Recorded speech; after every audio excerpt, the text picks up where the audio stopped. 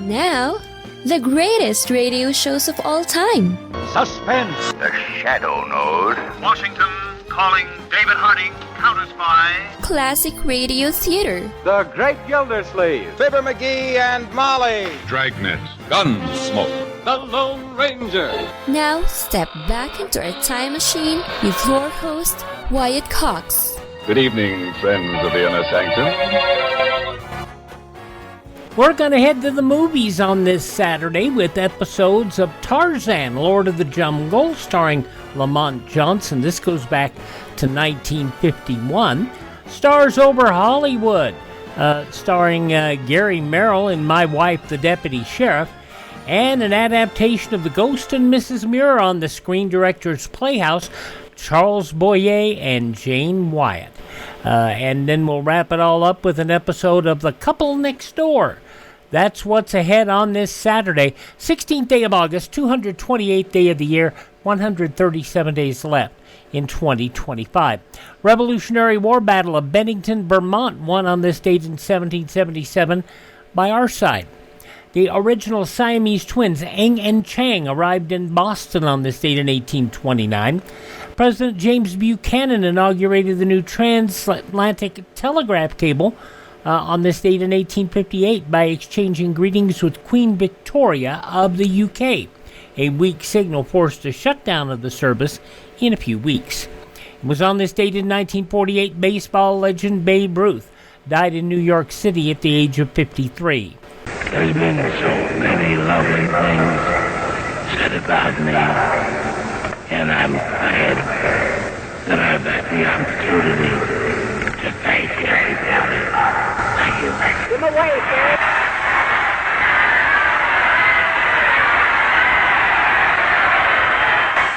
Babe Ruth speaking to a packed Yankee Stadium on April 27th of 1947. He would pass away 16 months later of throat cancer on this date in 1948. He was 53. Serial killer Ted Bundy arrested for suspicion of burglary on this date in 1975.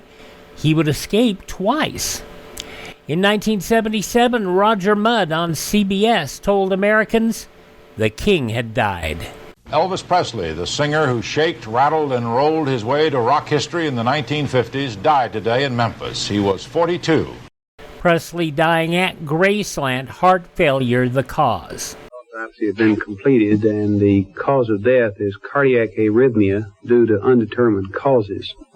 Now, what this means is that there are several cardiovascular diseases present, which include a history of mild hypertension, which was under pretty good control, and some coronary artery disease.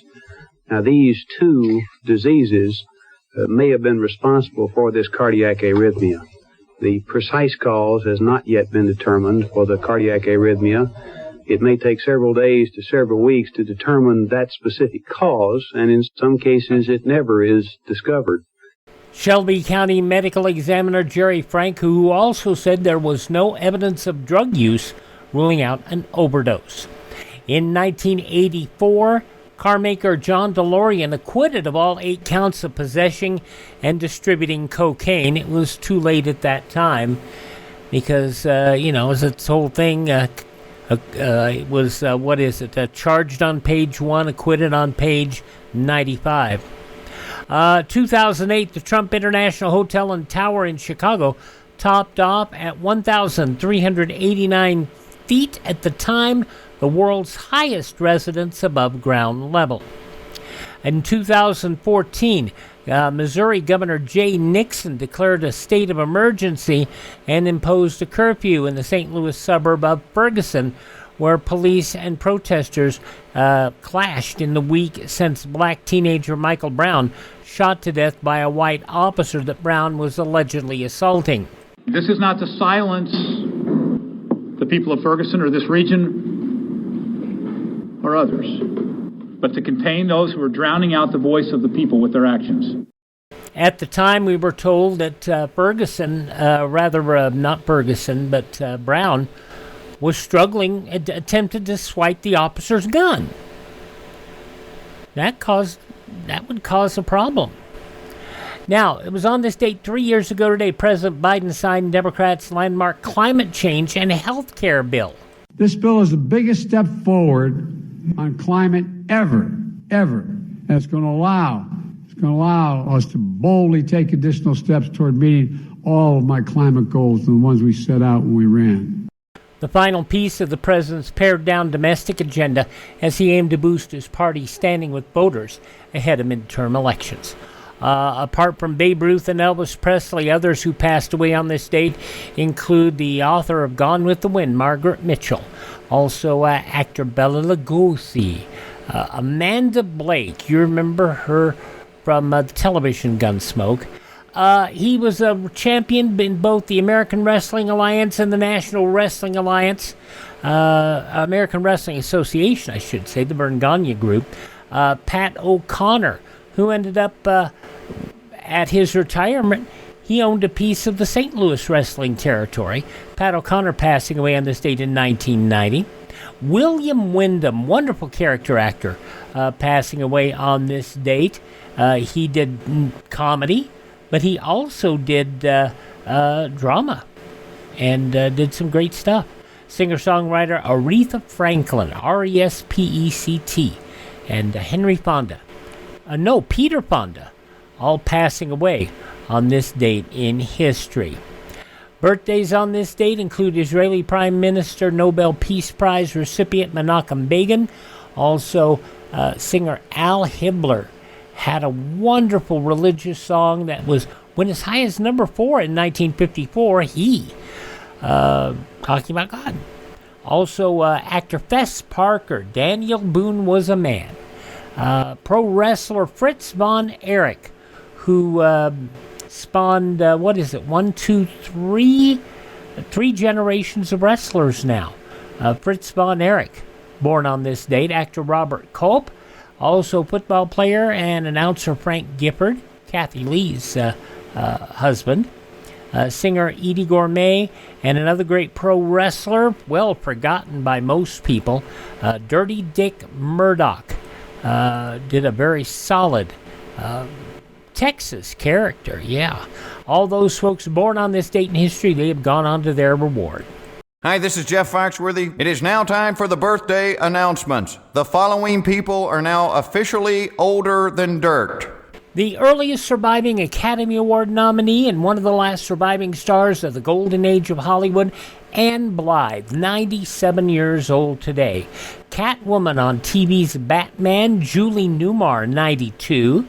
Had a top 10 hit with Love Letters, Ketty Lester, the African-American singer, 91 today. We mentioned Kathy Lee Gifford. This is also her birthday. Did you know? I didn't know that Frank and Kathy Lee were on the same day. Did you? Yeah, Kathy Lee is 72 today. Film director James Cameron, 71. She played Tina Turner in the biopic What's Love Got to Do with It? Angela Bassett, 67. Madonna, 67 years old today. Won an Academy Award for Best Supporting Actor at age 20 for Ordinary People. Timothy Hutton is 65 years old today. We all remember him from The Office and from Anchorman, but he also played Noah in Evan Almighty. Steve Carell, 63. People, the flood is imminent! Is it too much to ask for a little precipitation? Now y'all know Noah, the real Noah, had the same problem too. Steve Carell, 63 years old today. Singer Vanessa Carlton, 45 years old today. The daughter of Bruce Willis and Demi Moore, Rumor Willis, is 37 today. Pro wrestler, did some time in the NWA and TNA wrestling, Cedric Alexander, 36 today. And from Shameless and Gotham, Cameron Monaghan is 32 today. Those are just a few of the people celebrating the 16th day of August as their birthday. And if this happens to be your birthday, happy birthday, happy birthday, happy birthday to you.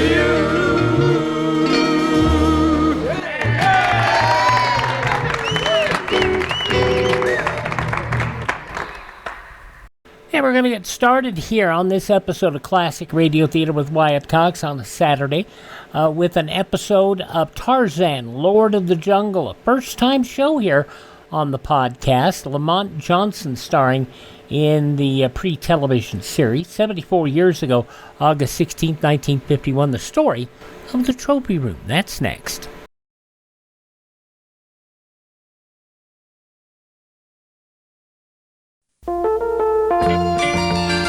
This is Lauren Green with a message from the U.S. Customs Service. Everyone who travels out of the country must complete a declaration form when returning through customs. To save time and trouble, write for a free kit of useful material that the U.S. Customs Service has put together to help you, especially when you get ready to bring yourself and your foreign purchases back to the United States. The kit includes a declaration form that you fill out while you shop for gifts and souvenirs. A great way of keeping tabs on your foreign purchases while you make them. So, before you leave the country, get your free travel pack of information. Write Travel Pack, U.S. Customs Service, Washington, D.C., 20229. That's Travel Pack, U.S. Customs Service, Washington, D.C., 20229. Or ask your local travel agent for a free travel pack of information. You'll never find a better travel kit than your free travel pack. Now on Classic Radio Theater with Wyatt Cox, we go back 74 years, August 16, 1951, for an episode of Tarzan, Lord of the Jungle, starring Lamont Johnson, the story of the Trophy Room.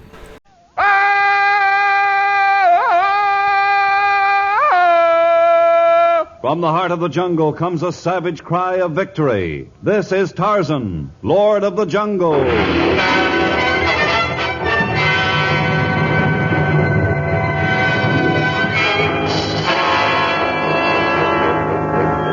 From the black core of dark Africa, land of enchantment, mystery, and violence, comes one of the most colorful figures of all time, transcribed from the immortal pen of Edgar Rice Burroughs.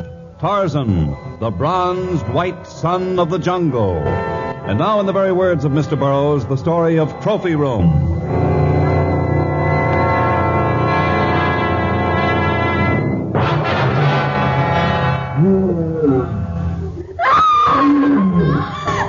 The roar of a wild beast and the scream of a woman. Tarzan grasped a hanging vine and hurled himself into the middle level of jungle growth. Swinging from tree to tree with incredible speed, he neared the spot where a beautiful blonde girl crouched in fear, a few feet from an angry lioness. On the ground, between the girl and the she-lion, lay a rifle.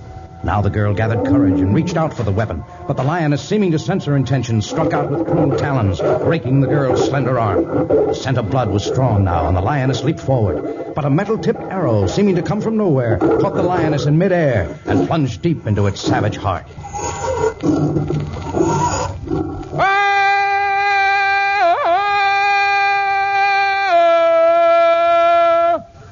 Oh, you horrible savage. You've spoiled everything. I've spoiled everything by saving your life? I could have reached the gun. I would have reached it. I see. Well, then I apologize for interfering. Apologies won't help now. I have no intention of claiming the animal. I can find meat elsewhere. Meat? I didn't want the lioness for food. Your attitude is most strange. In fact, the very presence of a white woman here is most mysterious. There's nothing mysterious about my presence at all. This land belongs to my husband.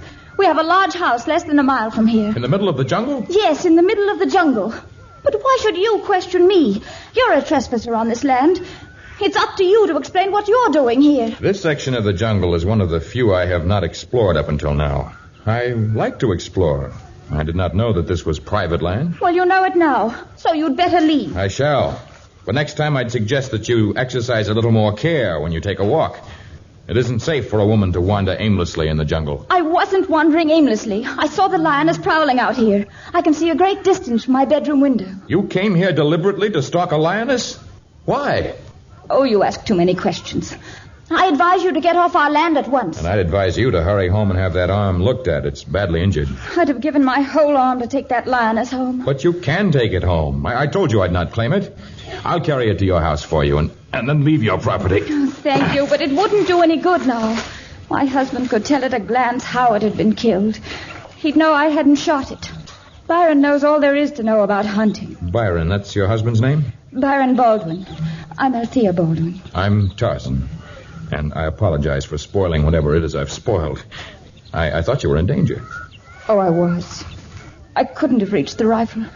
And even if I had, I probably couldn't have killed the lioness.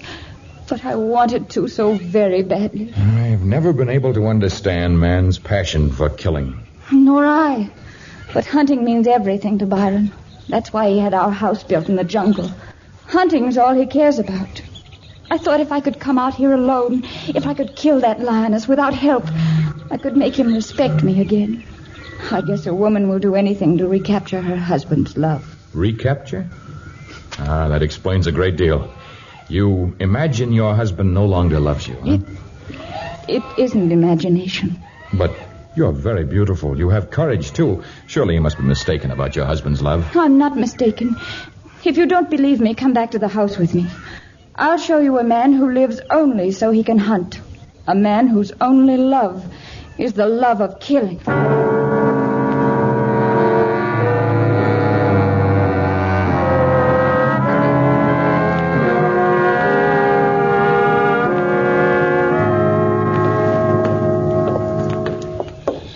It's a fabulous house, Althea. Carved right out of the jungle. Yes, it's quite a showplace for the animals and the handful of natives who sometimes come here by accident. Byron! Byron! I guess he's still out hunting. Sometimes he doesn't return for days. You don't know what it's like being all alone in this big house. Alone? But surely you have family or servants here with you. We've had a few native women from time to time, but they never stay more than a few days. Not that I blame them. Why do they leave? Because of Mueni. I didn't tell you about Mueni, did I? No, you didn't. I think I'm more afraid of Mueni than I am of Byron when he's aching to kill. More afraid than I am of spending nights alone here in this barren house. More than the fear that I'll go mad unless I can leave here. Who or what is Mueni? Come into the trophy room with me, and I'll tell you. Only walk quietly, because maybe Mueni's here. Maybe Mueni didn't go with Byron today.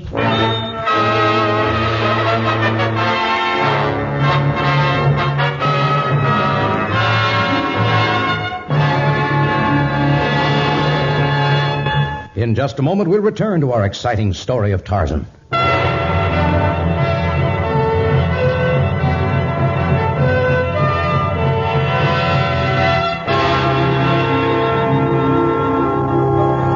Althea led Tarzan down a long, narrow hall until finally they stood before a heavily paneled door of polished oak.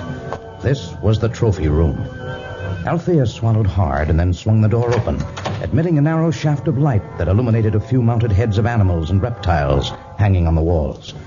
Beneath them were large gun cases made of glass and containing every conceivable instrument of death. Aside from the narrow shaft of light, the room was in total darkness.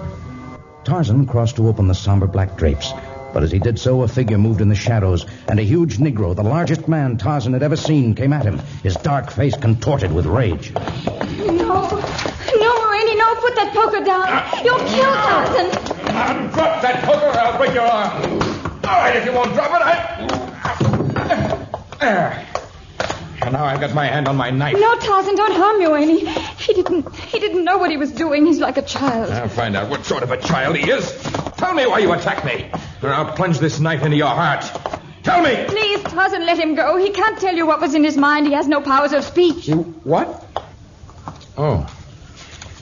All right, I'll let him go. For now. There you are, Mueni. But I warn you. Thank you, Tarzan. If anything had happened to him, Byron would never have forgiven me.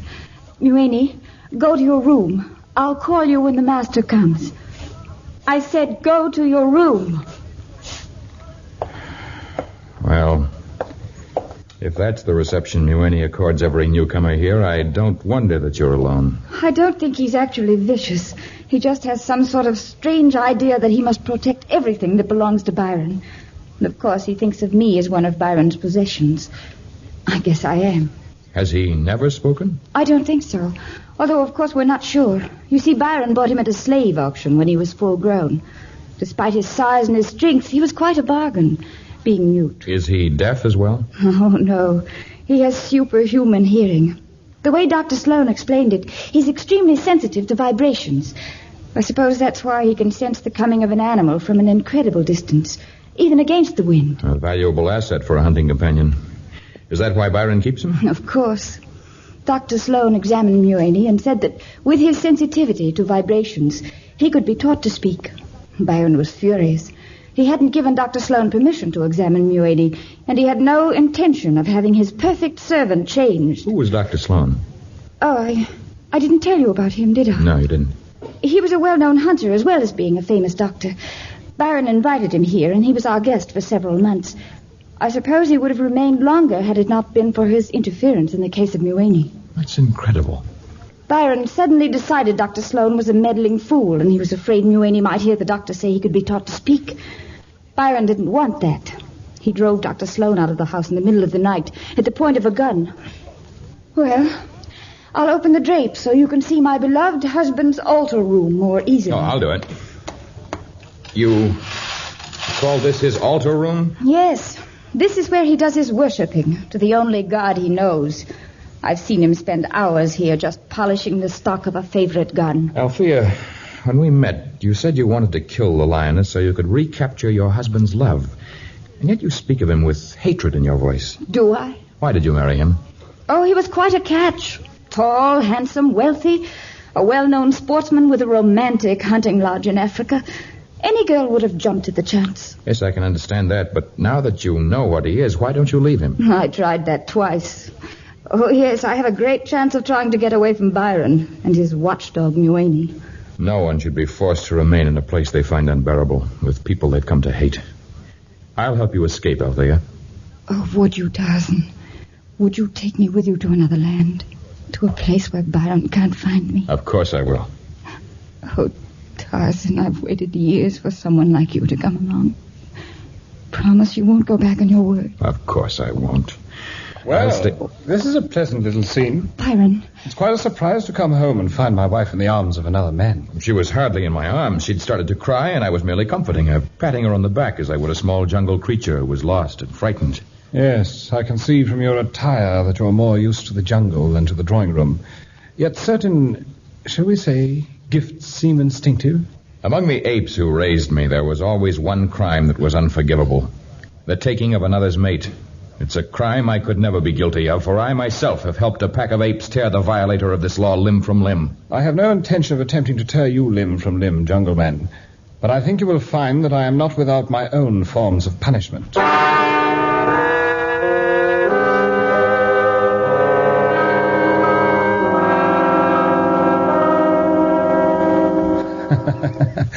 If I'd known you were Tarzan, I never would have talked to you like that.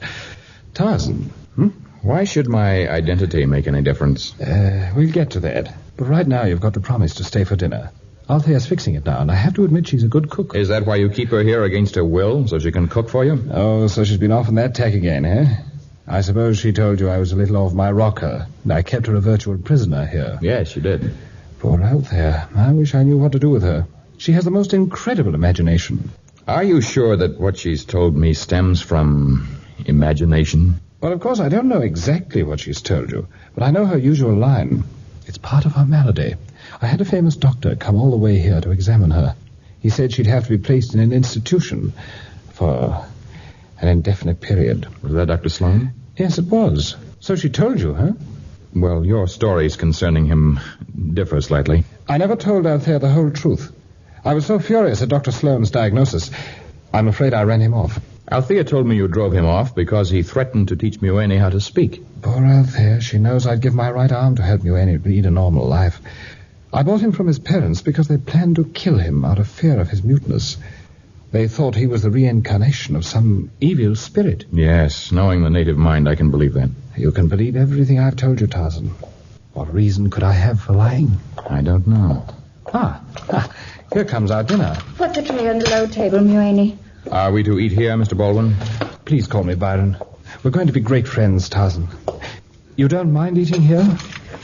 To be truthful, I dislike this room, the display of guns and the mounted heads of animals killed only for the satisfaction of killing them. We could eat in the dining room, Byron. Nonsense, my dear. I'm not having you go to additional work.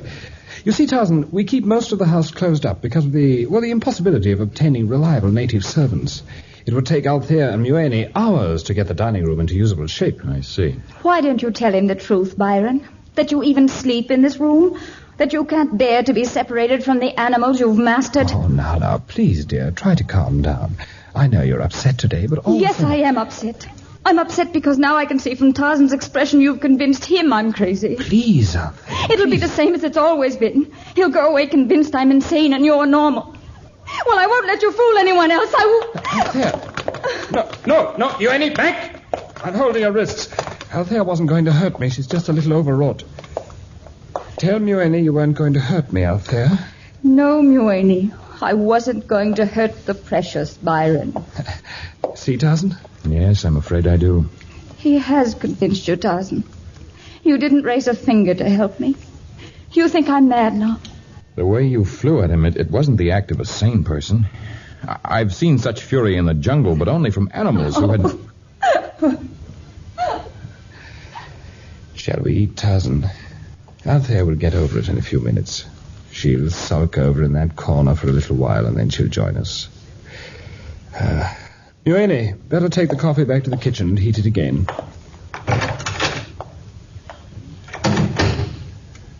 The strange thing is that when Althea gets over this spell, she'll be normal and lovely again.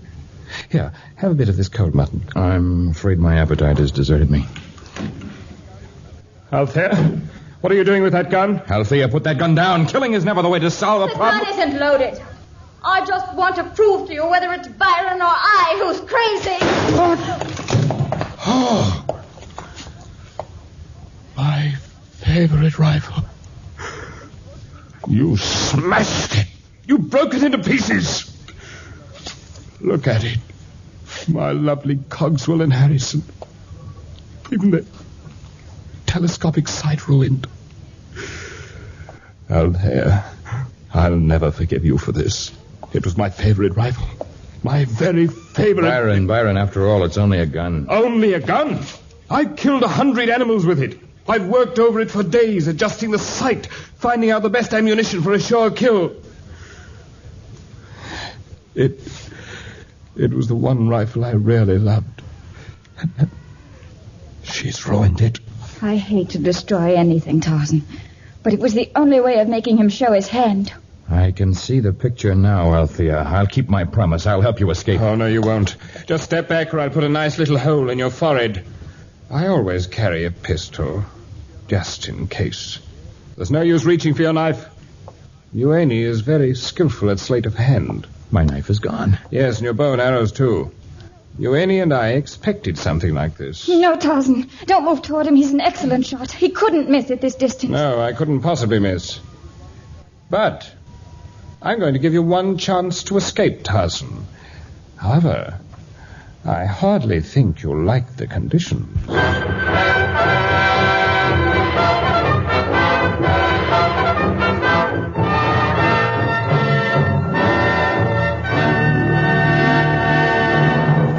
In just a moment, the exciting conclusion of Trophy Room.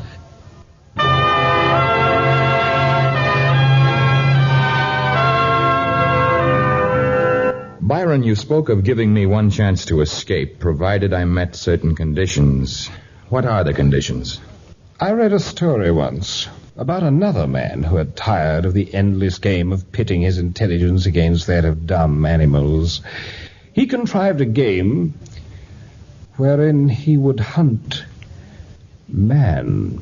Byron. Yes, I've begun to find that even the most formidable of four-legged animals is no match for my hunting skill. But from what I've heard of you, Tarzan, you combine the intelligence of man and the jungle knowledge of wild animals. Were I to hunt you, it might prove a thrilling experience. And why should I agree to serve as the quarry of your mad hunt? Because were I to give you a head start, there might be some chance of your getting away. I could just as easily kill you now. But you wouldn't, Byron. You're too much of a sportsman to kill a defenseless animal, even though he be a man. I would prefer a hunt. But it takes two to provide a chase, the hunter and the hunted. You can't play your game unless I agree, so I, too, can set forth conditions. Tarzan, you aren't thinking of playing his crazy game. I may. What are your conditions, Tarzan? That you return my bow to me, and that you provide me with one arrow. You may select any gun you choose, and you may take one bullet.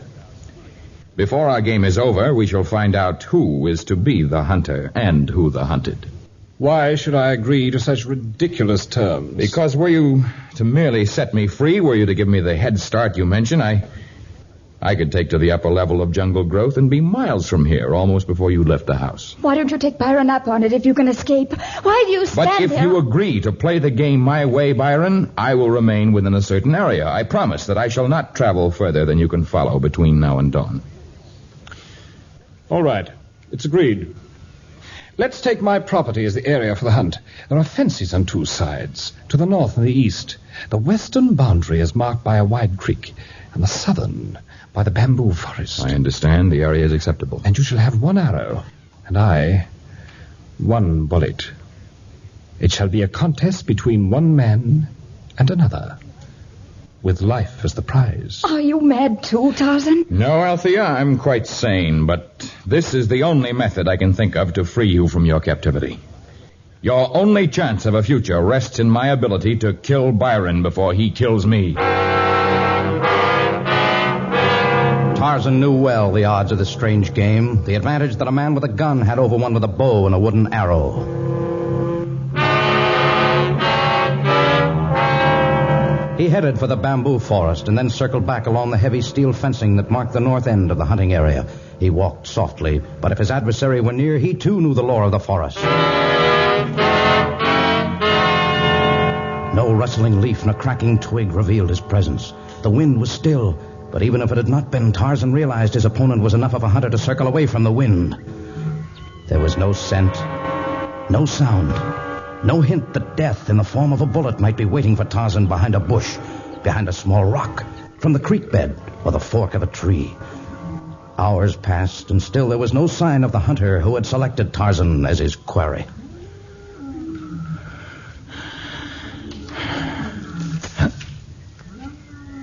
Byron.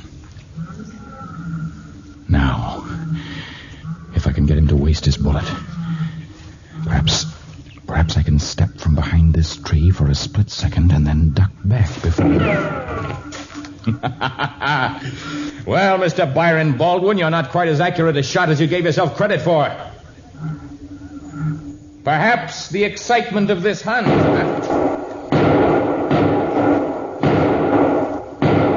So, you're neither a good shot nor a good sportsman. You have many bullets. I am a more resourceful opponent than you have ever met before, Tarzan. Yes, excitement spoiled my aim, but it will not do so next time. Or if it should, I will shoot again, and again after that, if necessary. I have but the one arrow. But my hand will not tremble. And now there was little doubt of who was the hunter and who the hunted. Tarzan used every trick at his command, but Byron kept on his trail, firing each time Tarzan exposed himself for a split second, never permitting Tarzan to draw close enough to use his bow. Now the jungle was quiet again. Tarzan had evaded his pursuer for a moment. He breathed more easily. And then, rounding the turn of the creek, he saw Muir, waiting for him in the shadow of a great tree, a gun in his hand. But Tarzan saw one thing more, a deadly python hanging from the tree, about to wind its life-crushing coils about the mute. Tarzan raised his bow, fitted his lone arrow carefully to the string. He let the arrow fly, and the python dropped to the ground at Muir's feet, the slender missile through its brain.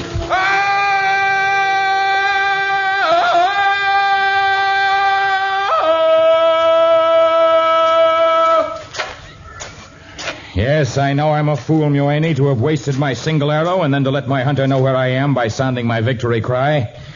But perhaps life isn't the most precious thing in the world anyway. Maybe self-respect is. Well, Muir, we've cornered our quarry, haven't we? And his arrow is spent. Go ahead, Byron. Shoot me. You've won the game. Oh, it's too easy this way. At point-blank range. Start running. I want to hear you beg for your life. Go ahead. Run and plead. You have never yet heard an animal of the jungle plead for mercy. Go ahead, Byron. Prove once more that you're a great hunter, a noble sportsman. You sound brave. But you'll crack yet. You'll crack now. As I raise my rifle to my shoulder As I squint my eye, take my sight carefully, begin the pressure of the trigger, and... Muir! You shot me. You...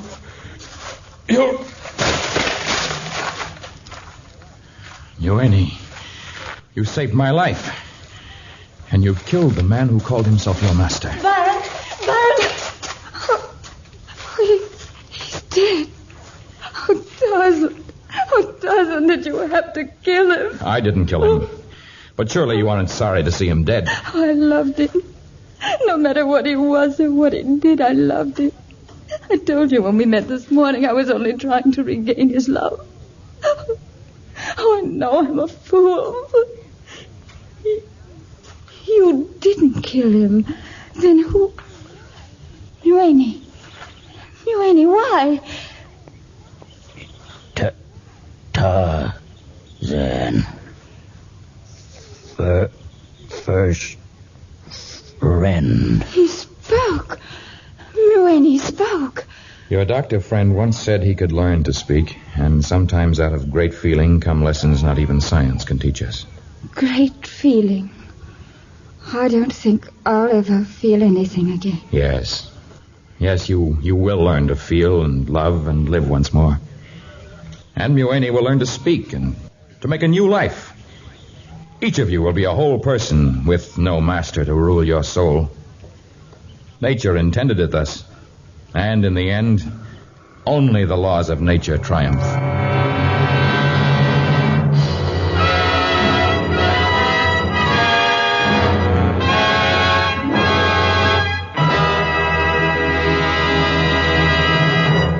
We'll be back in just a moment to tell you about our next story of Tarzan.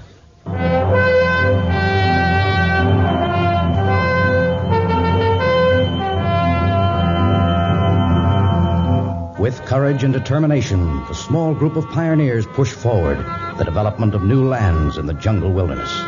But disaster lurks behind each rock and death behind each tree, for these pioneers are opposed by a powerful jungle ruler, one who is referred to as the Lord of the Jungle.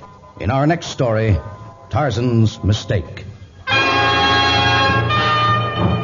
Tarzan, a transcribed creation of the famous Edgar Rice Burroughs, is produced by Walter White, Jr., prepared for radio by Bud Lesser, with original music by Albert Glasser. This is a Commodore production.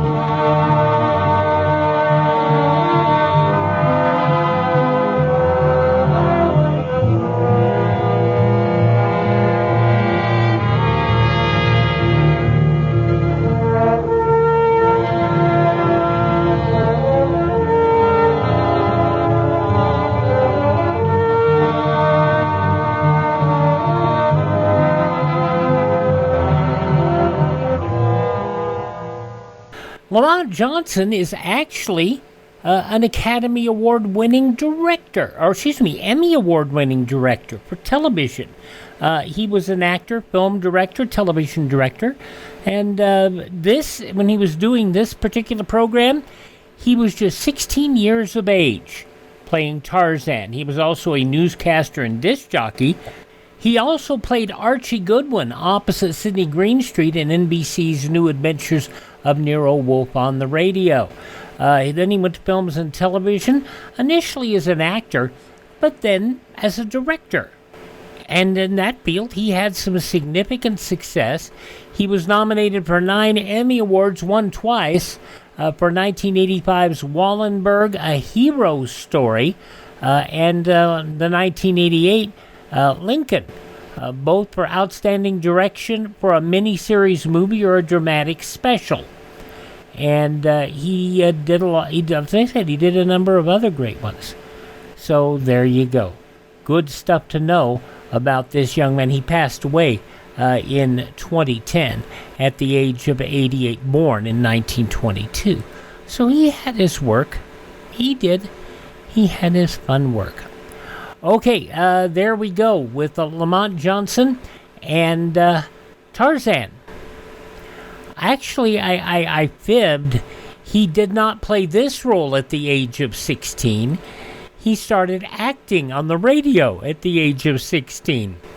I can't read my own copy. Coming up next year on Classic Radio Theater, Stars Over Hollywood, Gary Merrill starring as in My Wife, the Deputy Sheriff. Stars Over Hollywood was one series that actually broke a long-time misconception that doing drama on Saturday afternoons wouldn't work. Well, guess what? It did. It worked very well for Carnation and the original sponsor, Armour. It ran from 1941 all the way to 1954 and had so many Hollywood stars in light dramas. And a lot of them. And by the way, one of the directors included Hans Conried. It was a delightful little show. But as I said, mostly light drama. And nobody thought big celebrities would get up and be on. So they'd start doing a show at 12:30 Eastern Time, which you have to remember, 12:30 Eastern Time, that was 9:30 Pacific Time, which most of the folks are living in Hollywood. So there you go. This episode of Stars Over Hollywood from August 16, 1952, Gary Merrill starring in My Wife, the Deputy Sheriff. Carnation Evaporated Milk presents Gary Merrill on Stars Over Hollywood.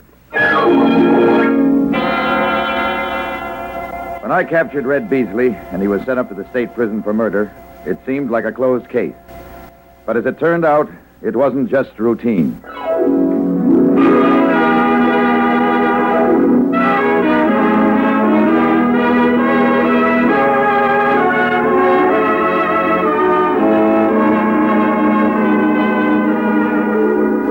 Welcome to Hollywood, home and workshop of the world's most glamorous people.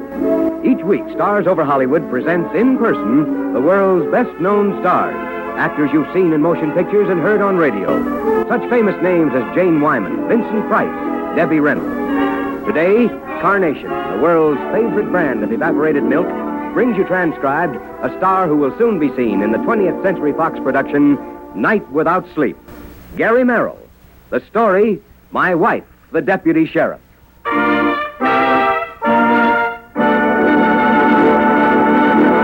Ladies, when you buy milk, remember that no other kind of milk has as many uses as Carnation. Carnation for cooking.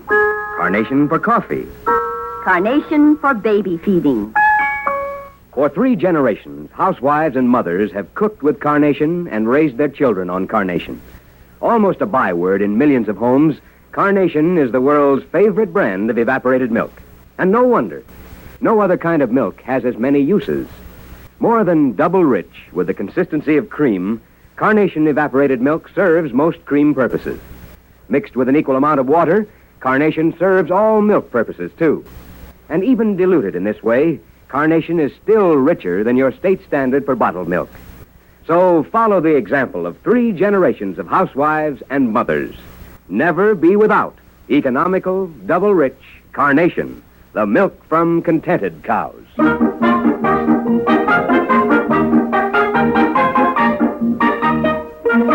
And now, Act 1 of My Wife, the Deputy Sheriff, starring Gary Merrill in the role of Tom Nielsen. Curtain going up.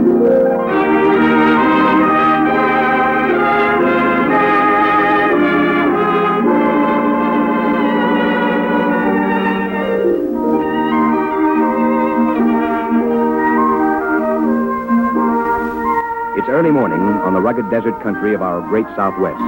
The sun, still unseen, lights the sky to the east with a pale pastel wash of the coming day. The air is clear and cool. There's no movement except for 3 figures, 2 men and a woman, who are gazing intently at the crest of a low hill before them. The woman has a pistol in her hand. There's no sound. Until suddenly, the silhouette of a man looms up on the horizon. Nice going, Emma. 3 of them right in there. That a girl. You got him dead to rights that time. Drop that target line, Tom. Come over and set for a spell. We got some coffee in the thermos here. Mercy, who'd ever thought I'd be out at 6 o'clock in the morning shooting at a man-sized disappearing target? Remind me, Emma Hanks, not to come up against you in any shooting contest, will you? Constable Nielsen, that's not just plain Emma Hanks anymore. Meet my wife, the deputy sheriff. Tell me, Emma, are there any more at home like you? I could certainly use one about now. From what I know about you, Tom Nielsen, you wouldn't have any trouble finding a wife. Have some coffee. Thanks, Emma. I still think it's the funniest thing I ever heard. Yeah. The Attorney General rules that a person can't hold two public offices at the same time. So us combination constables and deputy sheriffs have to resign from one of our exalted positions. Sure, and for you guys with wives, that's all right. You can still be constable and get your wife appointed as the deputy. Still the same job and the same money. That's the law. Sometimes I wonder about the law. I wonder about it, but I still enforce it. Honestly, I think it's a shame. You've done a fine job these last 3 years as constable over in Weston, just as Denver's done in Beaumont. You shouldn't have to quit because of some quirk of the law. Yeah, just when I figured I was getting somewhere in law enforcement work. You keep on bringing in killers like Red Beasley, Tom, and you'll be elected sheriff yet. Well, don't forget you did your share in the Beasley case, too, Denver. And I'm not so sure that crazy kid is a killer. He was tried and found guilty. Should be on his way to state prison now for execution. Yeah, I know. But still, there's something funny in that setup. That's a great way to talk about a man who's sworn to get you for sending him up. Well, right now, Beasley is the least of my worries. What am I going to do about my job?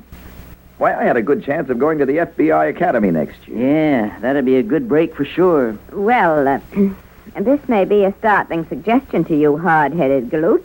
Well, now, you just speak up, Deputy. You might just, get married, you know. Yes, Emma. I have considered that. There's that Louise over on the coast, you know. Well, I thought she was a wonderful girl when she stayed with us last year. Yeah? Yeah, she's a wonderful girl. And, I know she's crazy about you. And you can't fool me, Tom Nielsen. You care for her more than you'd like to admit. Yeah, but, Emma, you know how I feel about getting married. I promised myself that I wasn't going to do it until I was ready financially. And well started in my work to be able to support a wife correctly. If I had the money and a really good job, I'd ask Louise to marry me tomorrow. It's none of my business, Tom, but I think perhaps you'll find that there never is just the right time for getting married or raising the family. There are things that simply have to happen regardless of circumstances. And now you're going to be worse off with only the money from one job coming in. Don't remind me of that. But, well, say I did ask her. It would look a little funny, wouldn't it? Like I needed a deputy in the family more than a wife. Oh, that deputy stuff is in name only. I think if you told her in the right way, if you explained that it was just one of several reasons why you asked her, she'd understand. As long as you really love her, Tom, and she loves you. Well, I hadn't planned it this way. Of course, you wouldn't have to tell her until after the wedding. Oh, no, Denver, I couldn't do that. Well, I'll think about it. You better think on it fast. It's 30 days that rule goes into effect. But I didn't want to do it this way. I wanted to be all set. I wanted to be something better. Sheriff, maybe, before I got married. Well, if Cupid wants, perhaps the Attorney General will build a fire under you. There's already a fire, Emma. I just didn't want to let it get out of control.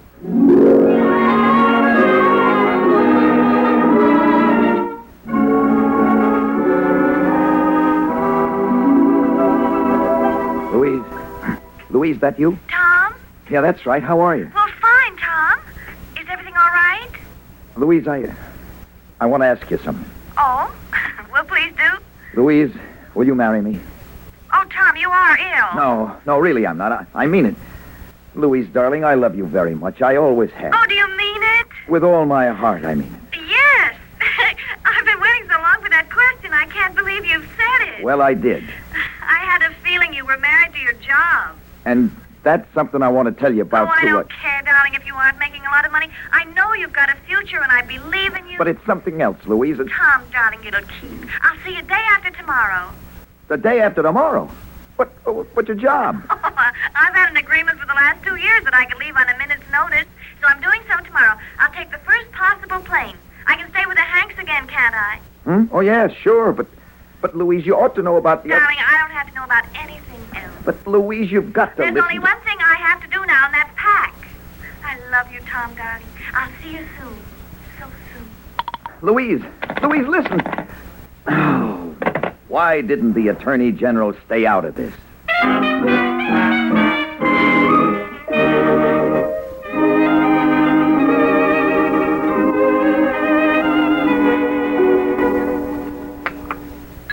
Yes, sir, Tom. This is the way it's going to be every night. Homemade apple pie after fried chicken and country gravy. And you really cooked every bit of this, Louise? She most certainly did. Better than I could do, I tell you that. Oh, Emma. And on Sunday afternoons, you're going to get married.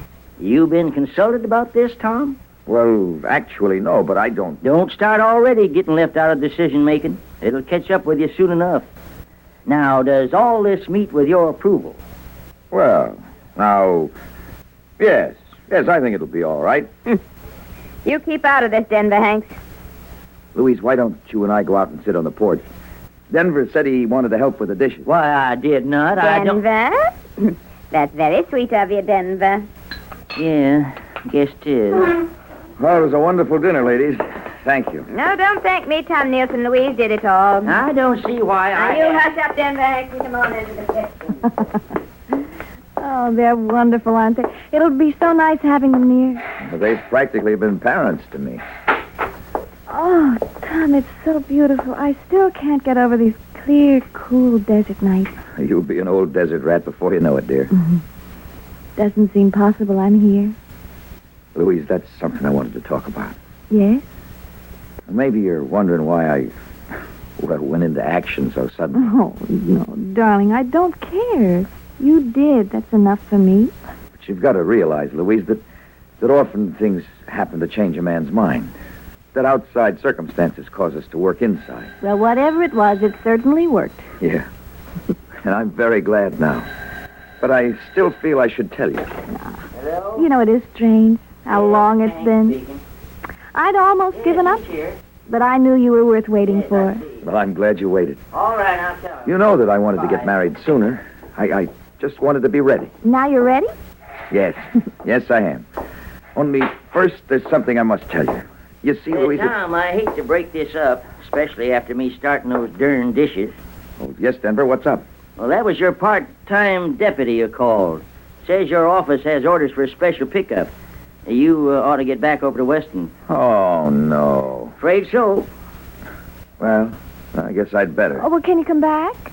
Well, I probably shouldn't. It's an hour's drive each way, and there's no telling how long this will take. Well, see you around. I'll miss you. That works both ways. I still haven't told you what... It'll wait till tomorrow noon. Right now, don't talk. I must have been crazy to wait all this time. Now I think you've got the idea. I sure do. I hope we have to pick up 50 desperados. I'll do it single-handed.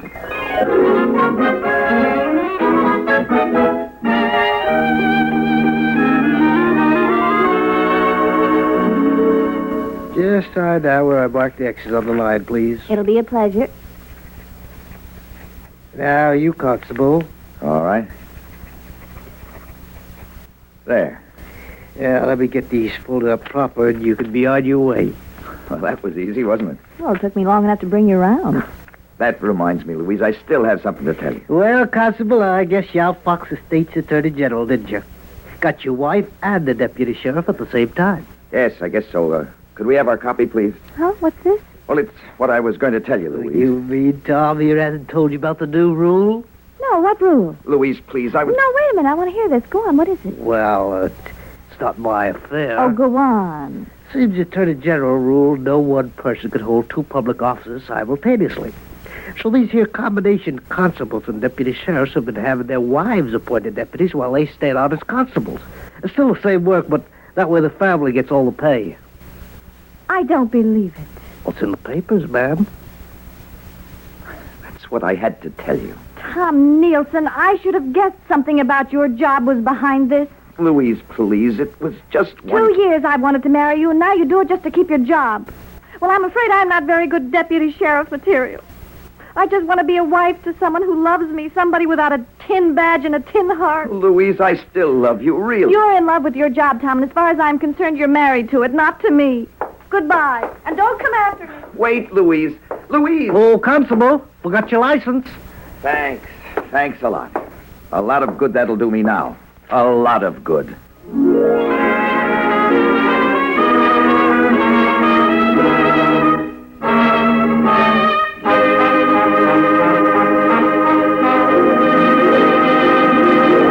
And so the curtain falls on the first act of today's Stars Over Hollywood radio drama, My Wife, the Deputy Sheriff, starring Gary Merrill, and brought to you by Carnation Evaporated Milk. Before we return to the second act, here is our well-known food authority, Carnation's Home Service Director, Mary Blake, back from a week of travels and bubbling with information. Mary, how was the trip? Oh, just wonderful, Art. I covered a lot of ground in a very short time, but it was worth it. Let's see now. Your plans were to comb the countryside, checking with homemakers here and there on the subject of desserts, right? Yes, Art. And I brought back just bundles of new dessert ideas. I want to go over them all carefully and pick out the very choicest ones. And these I plan to put in a recipe book which will be offered to our listeners in about a month. Well, that's something to look for, ladies. Mary Blake's collection of prized dessert recipes. And you'll see some of them in Mary's magazine columns from time to time. You know, Art, one thing I was delighted to find on my trip was the tremendous number of women using Carnation evaporated milk in their puddings. Carnation lends itself perfectly to these new non-cooking varieties of puddings, by the way. You get such smooth consistency with heat-refined Carnation. Well, as I understand it, you just follow the directions on the pudding package. Only instead of ordinary bottled milk, you use half Carnation and half water. Right. And even then you have milk that's richer than your state standard for bottled milk. That's because Carnation, as it pours from the can, is more than double rich. Ladies, you might just try Carnation-made pudding for dessert this weekend. You'll love the wonderful results you get. Remember, friends, Carnation performs cooking miracles not possible with any other form of milk. So always buy Carnation, the milk from contented cows.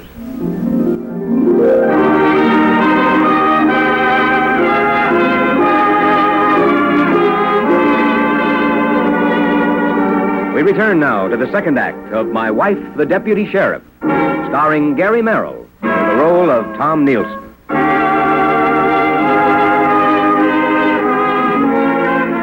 The State Attorney General has ruled that no person can hold the jobs of constable and deputy sheriff at the same time. The married ones, like Denver Hanks, have had their wives appointed deputies, thus keeping both jobs in the family, though the men still do the work. But the single ones, like Tom Nielsen, are not so fortunate. Tom decides to marry the girl he has loved for some time, but hasn't asked to marry him because he felt he was not quite ready for marriage. Things are going smoothly until the girl, Louise, discovers at the License Bureau the whole situation. She's hurt and confused and runs out of the courthouse. Later that day at Denver Hank's house, where the girl is staying, Louise came home crying her eyes out this afternoon, and I haven't been able to get a thing out of her since. Oh, where is she now? In her room packing, I reckon. Well, I've got to stop her. Believe me, Emma, I tried to tell her right from the start. I know, Tom. It must have been hearing it from someone else that hurt her so. Why don't you try talking to her again? Yeah, sure, I'll try. Well, good luck, boy. I'll need it. Louise? Louise, I want to talk to you. Go away. Well, at least say goodbye. I'm very busy packing. Well, go right on. I won't bother. Louisa... I'm sorry, Tom. It won't do any good. But can't you see? It doesn't make any difference what woke me up as long as I did ask you to marry me. You said that yourself. Well, I didn't know it was anything quite so commercial. Louise, like I said, there are so many things that can make you change your mind.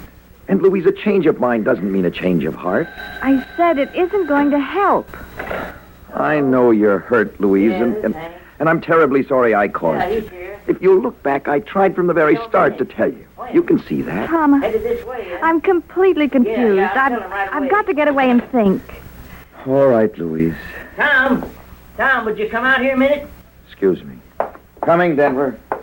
That was the highway patrol, Tom. General alarm. What's going on? It's Red Beasley. He escaped on his way to the state prison. Oh, no.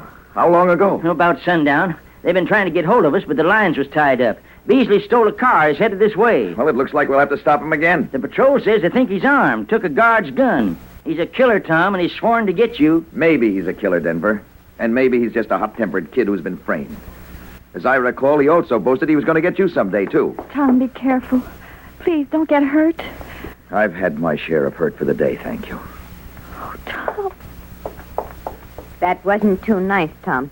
Oh, I'm sorry, Emma. Well, I better go. I'm coming, too. I'll get my gun. Mine's in the car. Louise, what is it? Don't move.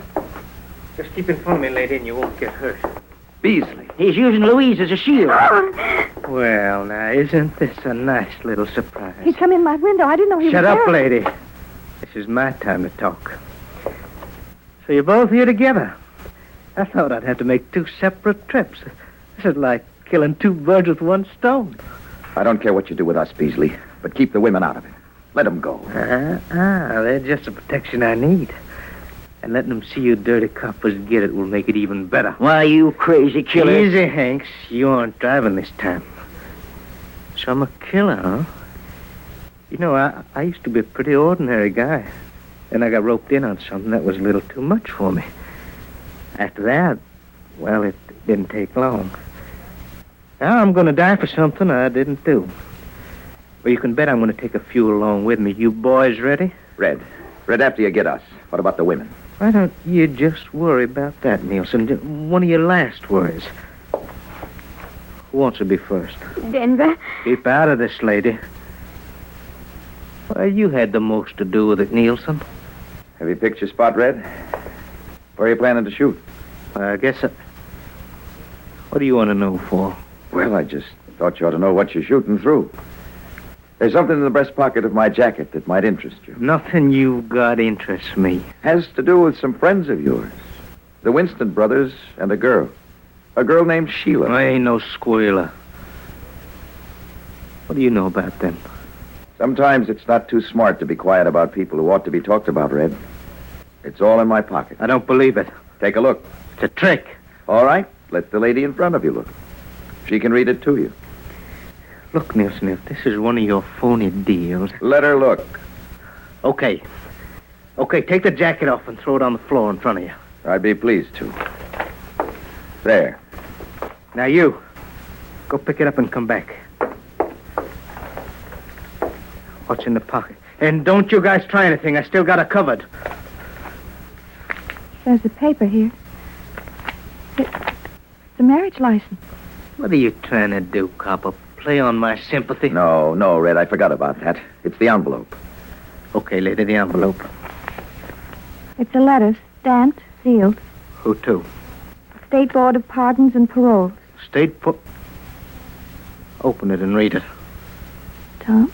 Go ahead, Louise.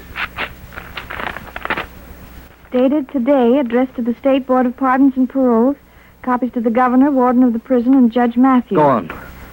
Gentlemen, I have uncovered important evidence that points to the innocence of one Frank W. Beasley, also known as Red Beasley. Other parties, heretofore unknown, are involved in this case. It is my belief that Beasley has been forced to shield them because of family reasons. They are... Just a moment, Louise. Do you want her to go on, Red? No. That's enough. Those other copies have already been mailed.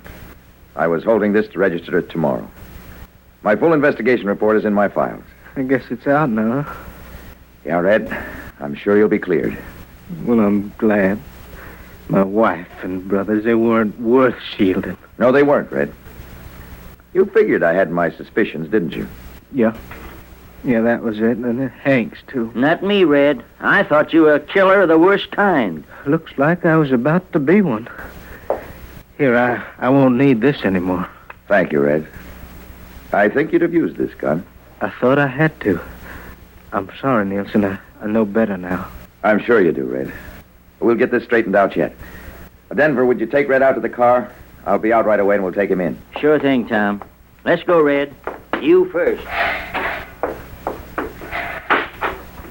Mercy. Well, I never. Tom, darling. Hey, now, it's all over. Oh, but I never realized. That enforcing the law included protecting the innocent, too? Yes, that. And the fact that I can see how wrong I was. Well, there you see. There's a man who changed his mind. He came in here to be a killer. Something happened. He changed his mind. I know. In my case, I've always loved you, Louise. But I felt like I couldn't give you everything you deserved. Then something pushed me, and I thought I could. To prove it to you, I'll resign my offices in Weston and we'll go somewhere else. Start all over. I'll get a divorce from this job you said I was married to. Oh, no, you don't. I have a blue suit that silver badge will look just beautiful on. With this badge, I thee wed. Pardon me, Mr. Constable, but is there going to be a wedding this Sunday? As deputy in these parts, I'll have to arrange a police escort for the wedding party, bake a cake, and press my best dress. Well, I'm afraid that's out of my jurisdiction. You'll have to ask my future wife, the deputy sheriff.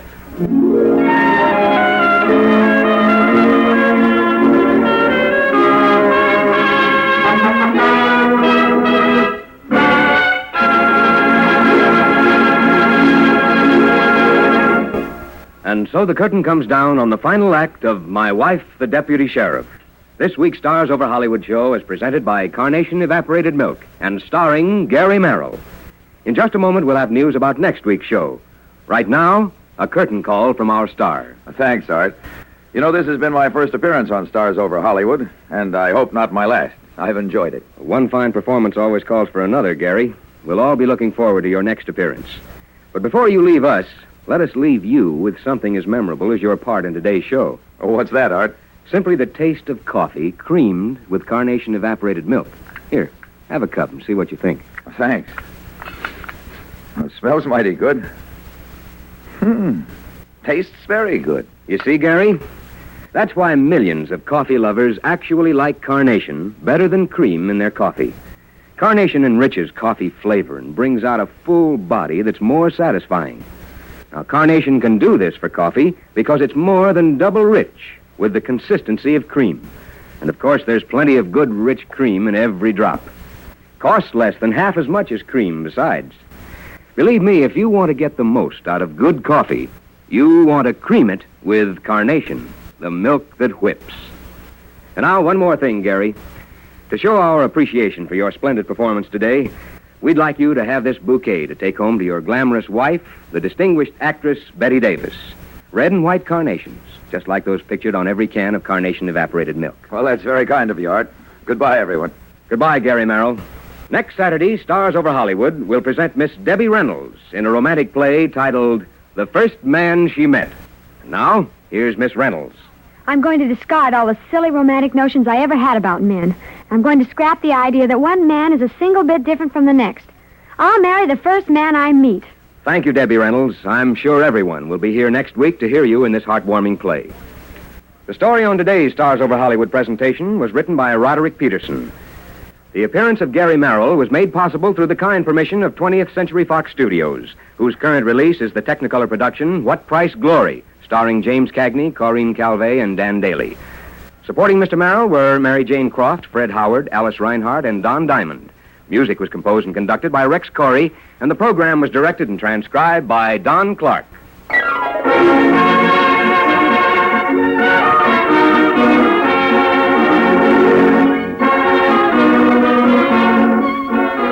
Ladies, when you shop for groceries today, be sure to have Carnation, the world's favorite brand of evaporated milk, on your shopping list. No other kind of milk has as many uses as Carnation. Carnation for cooking. Carnation for coffee. Carnation for baby feeding. Good, good, good. For milk that's extra good, you should get the brand that's called Carnation. Rich, rich, rich. For milk that's creamy rich, you should get the brand that's called Carnation.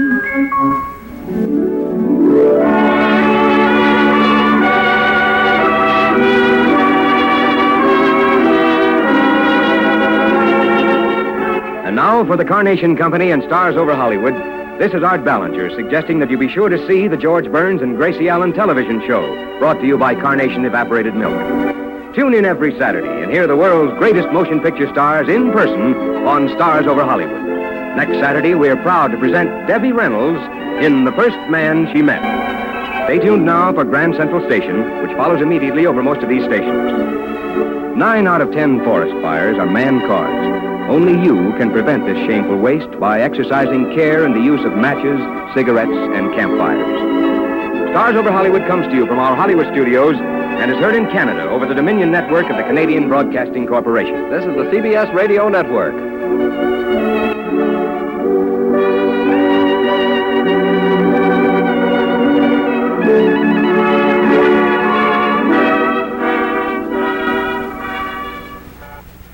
And on the podcast, we will have that Debbie Reynolds episode of Stars Over Hollywood.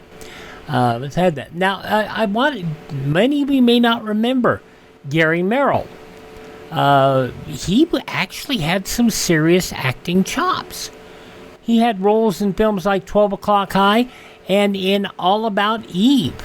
That was one that he starred in, All About Eve. And, of course, you know All About Eve. The male co-star was Gary Merrill. The female co-star, Bette Davis, whom Gary Merrill married. He was also in the 1954 movie A Witness to Murder. Did a lot of television shows. Did a lot of, as I said, television productions. Of course, the interesting thing is that many of those shows that he starred in were short-lived, maybe a half dozen. Lots of guest appearances. But he did have a good acting career. None of them huge, but he was there for all of them.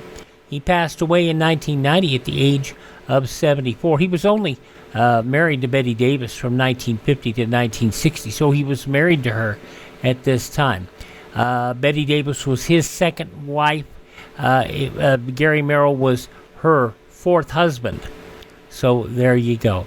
Lots of great roles along the way. It's interesting. I mean, yes, remembering who this guy was, I was just like, Gary Merrill, I know the name. And I had to think about it. It took me a while. Anyway, there you go. Stars Over Hollywood, 73 years ago, August 16th, 1952. And the episode of Stars Over Hollywood you heard promoted, yes, we'll have that for you. And yes, the show was transcribed, pre-recorded. So a lot of people didn't have to get up at that hour. They could do it later in the day in Hollywood if they wanted to. Now, coming up on our Sunday podcast, we are going to have the Fleischmann's Yeast Hour starring Rudy Valley from 92 years ago, August 17th, 1933, with screen star Dorothy Gish and Eugene Howard and George Shelton, their comedy act, and, of course, lots of music from Rudy, and the sound of a talking violin. That'll be coming up tomorrow. Also, Dorothy Lamour with George and Gracie, front and center. And Ronald Reagan appears in a dramatic sketch with Dorothy Lamour. That's from 1947. We'll have an episode of the CBS Radio Workshop from 1956. Colloquy 2, Dissertation on Love, or Boy Meets Girl. And we'll wrap that up with an episode of Lum and Abner as we get back to the storylines involved in that. Now, on Monday's show, we will get to crime with The Counter Spy, starring Don McLaughlin and Mandel Kramer, The Case of the Desert Explosion, an episode of Suspense from 1957, Peanut Brittle, a 1950 episode of Escape, and also Dimension X, Ray Bradbury's Martian Chronicles. On Tuesday, we will have George and Gracie from 1940, Milton Berle from 1947, The Salute to Relaxation, Screen Directors Playhouse adaptation of Love Crazy, and Willard Waterman is The Great Gildersleeve from 1953. Then on Wednesday, Dick Calmer is Boston Blackie, 1946 episode. The Whistler from 1945, The Green Llama from 1949, and Ilona Massey in an episode of Top Secret.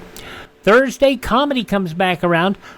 Too Many Cooks from 1950, Our Miss Brooks from 1949, Archie Andrews from 1948, and Granby's Green Acres from 1950. And on Friday's show next week, or this coming week, Lon Clark, starring as Nick Carter, Master Detective from 1948. Inner Sanctum Mysteries from 1949. The Whistler from 1942. I think it's like the 15th episode of the show. And an X-1 from 1957. Drop Dead. And then next Saturday, in addition to Debbie Reynolds as one of the stars over Hollywood, The First Man She Met, we'll have an episode of the Lady Esther Screen Guild Players. Ginger Rogers stars in an adaptation of Skylark from 1943. Screen Directors Playhouse production of The Velvet Touch starring Rosalind Russell. And we'll have something unique, excerpts from the Amos and Andy Music Hall from 1959. And it was Amos and Andy's 30th anniversary. And on Sunday, Crime, the story of Elizabeth Short, Somebody Knows. Lives of Harry Lime, Lights Out, and Inner Sanctum Mysteries. We'll tell you more about those as we get closer here on Classic Radio Theater with Wyatt Cox. Let's roll on this Saturday podcast as we hear from Charles Boyer and Jane Wyatt in the Screen Directors Playhouse adaptation of The Ghost and Mrs Muir.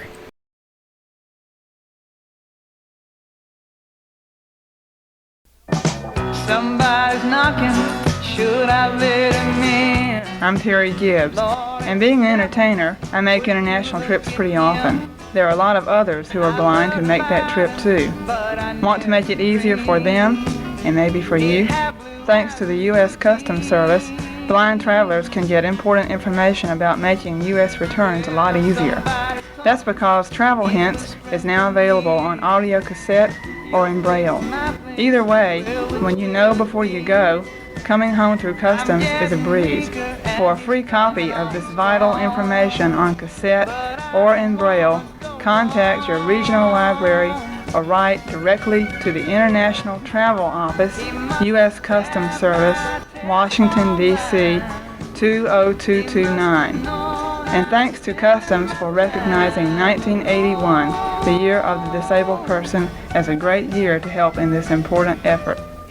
We continue now on Classic Radio Theater with Wyatt Cox with an episode of the Screen Guild Screen Directors Playhouse, rather. This goes back 74 years to August 16, 1951. An episode, an adaptation of the 1947 movie that originally starred Gene Tierney and Rex Harrison.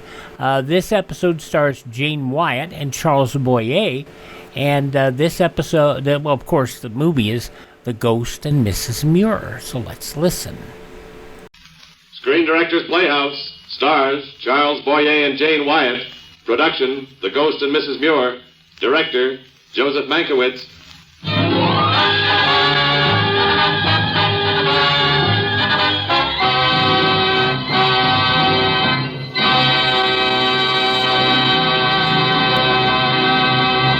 This is the Screen Directors Playhouse, one of the weekly features on NBC's All-Star Festival of comedy, music, mystery, and drama.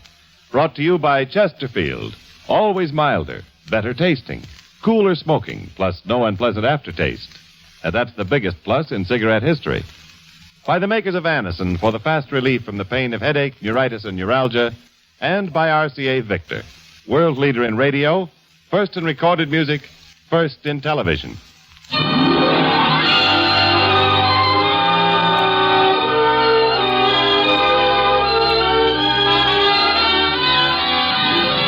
Tonight, the Screen Directors Playhouse is pleased to present, transcribed, the story of a very romantic ghost. Our adaptation is The Ghost and Mrs Muir, and our stars, Charles Boyer and Jane Wyatt. And now, ladies and gentlemen, here is Mr. Charles Boyer.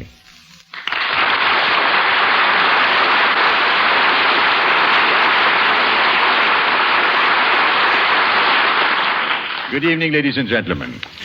Tonight's Screen Directors Playhouse production, The Ghost and Mrs Muir, poses a very interesting question. Do you believe in ghosts? Of course, tradition says they do exist, and many people claim to have seen one. But whether you believe or not, please bear with the ghost I portray. Captain Daniel Gregg is a rather interesting personality, and I like him. Thank you, Mr. Boyer. And now here's a word for discriminating smokers. You see it in the newspapers. No unpleasant aftertaste. You hear it on the radio. No unpleasant aftertaste. You see it on television. No unpleasant aftertaste when you smoke Chesterfields. It's the biggest plus in cigarette history. Science discovered it. You can prove it. Science discovered that of all brands tested, Chesterfield, and only Chesterfield, leaves no unpleasant aftertaste. Prove it yourself. Smoke a pack of Chesterfields. They're always milder, better tasting, cooler smoking. And Chesterfield is the cigarette that leaves no unpleasant aftertaste. That's the biggest plus in cigarette history. No unpleasant aftertaste. Science discovered it. Prove it yourself. Buy Chesterfields today. Now the first act of the Screen Directors Playhouse presentation of The Ghost and Mrs Muir, starring Charles Boyer as Captain Daniel Gregg and Jane Wyatt as Mrs Muir.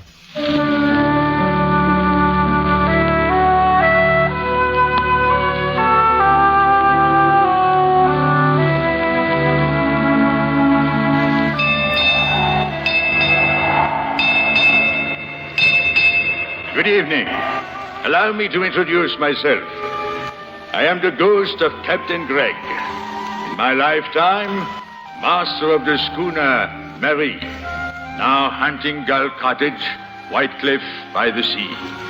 The ship's bell you heard is my trademark, announcing my arrivals and departures. And you can see me only when I want to be seen, and you can hear me only when I want to be heard. But pull up a chair and let me read to you from the log of my afterlife. The first entry reads, September 3rd, 1910. A man's home is his castle, and he reserves the right to protect it, whether he's dead or alive. And Gull Cottage, with its weather-beaten shingle, huge bay window, set on a low cliff overlooking the beautiful sea, was mine. I built it, and no one was going to invade my domain. The privacy of the home I cherished most in life. Lost it? No one. No one. Come in, you landlubbers. Oh, it's Mr. Coombe and another prospective tenant. You won't be here long.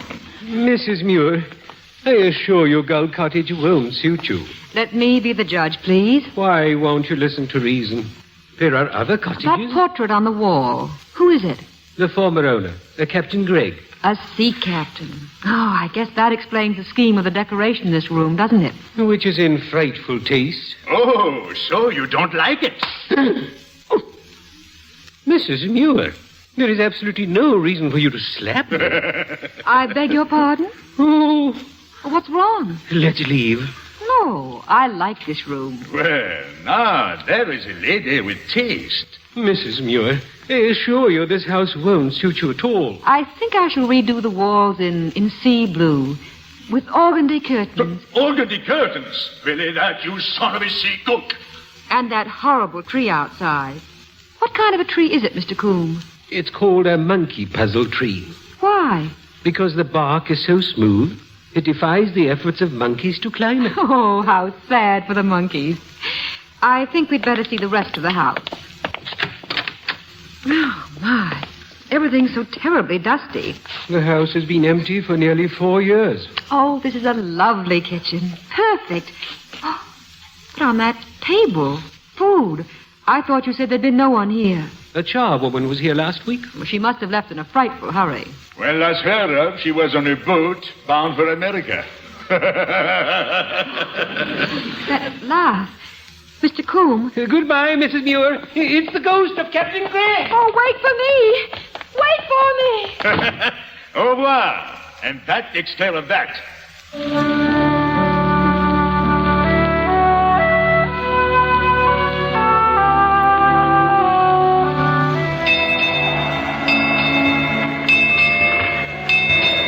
Entering log, Gull Cottage, White Cliff by the sea, September 4th, 1910, the following day.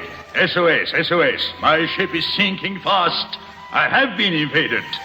Mrs. Muir has moved into the cottage. She claims she does not believe in ghosts. Imagine. I have researched her background. She's a widow whose life has been dominated by a mother-in-law and sister-in-law, and whose sole income is derived from shares of stock in a gold mine. And the widow black she wears is very unflattering to so pretty a face. Well, I suppose I should be sympathetic, but I can't afford it. Mrs. Muir, her housekeeper, and her child shall be out before morning. I promise. Martha? Yes, Mum? I've had such a curious dream. Did I close the window before I took a nap? No. It's shut now, ain't it? Did you close it? No, Mum. I wonder. Oh, well.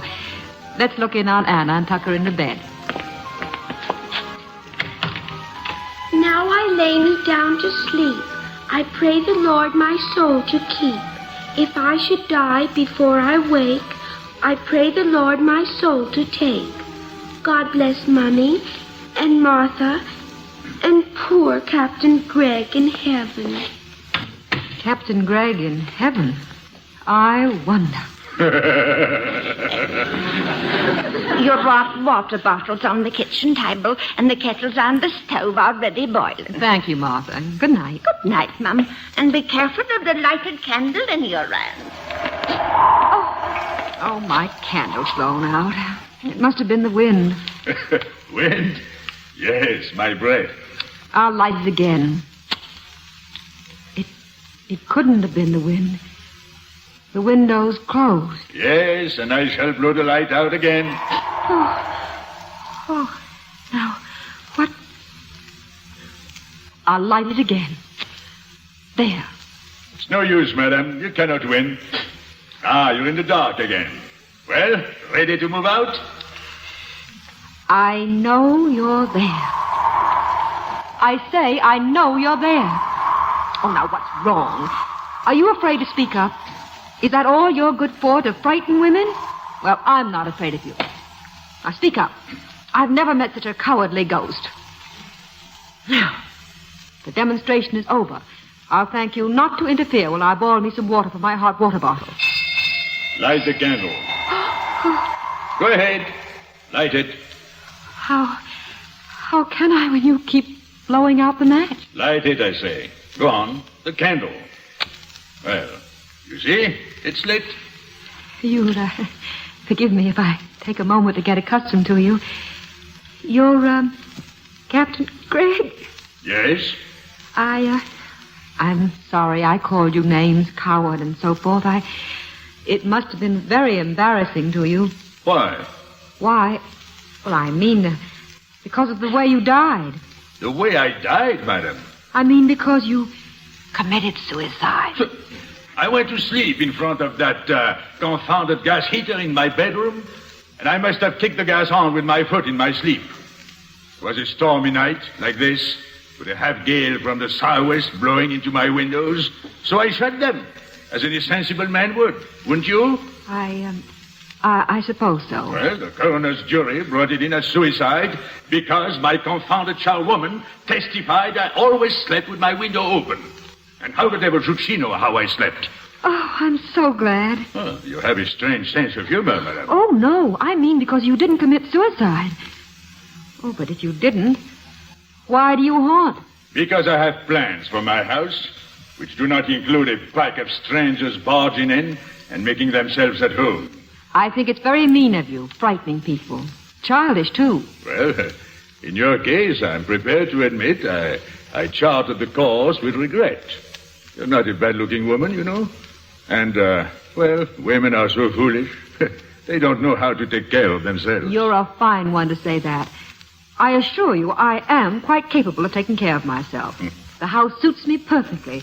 And as long as I pay the rent of the legal owner, your cousin... Legal owner be hanged. I want it turned into a home for retired seamen. Then you should have said so in your will. I did not leave a will. I did not expect to kick the blasted gas on with my blasted foot. I won't be shouted at, you hear?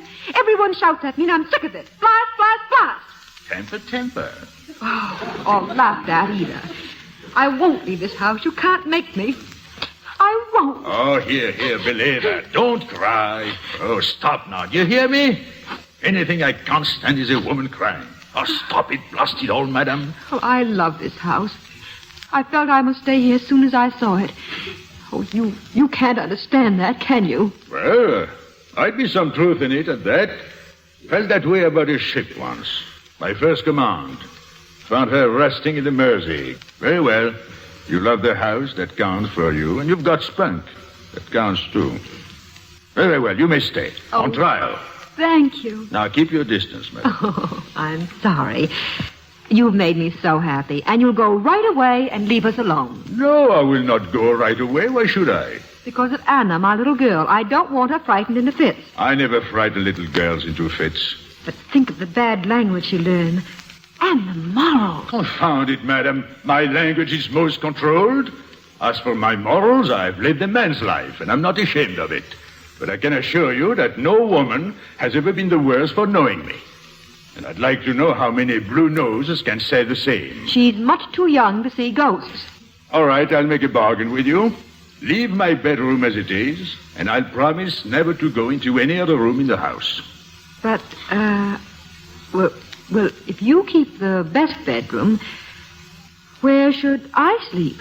In the best bedroom. But, Oh, in heaven's name, why not? Bless my soul, madam, I'm not a man. I'm a spirit. I have no body. Is that clear? But I can see you. All you see is an illusion, like a blasted lantern slide. Well, it's not very convincing, but, well, I suppose it's all right. Well, then it's settled. I'm probably making a mistake, but I always was a fool for a helpless woman. I'm not helpless. Well, if you're so confoundedly competent, you'll notice that your kettle is about to boil over. Oh, so it is. Oh, one more thing. I want my painting hung in the bedroom. You know, the one that's in the living room.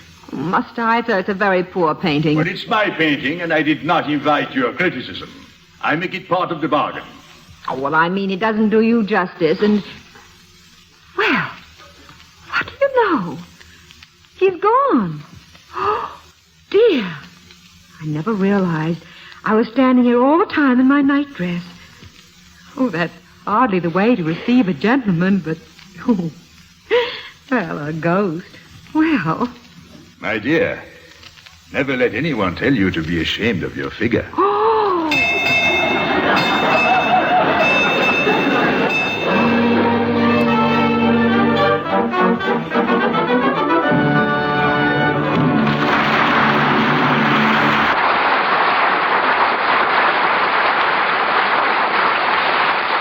Every day you hear more and more about an incredibly fast way to relieve the pains of headache, neuritis, and neuralgia.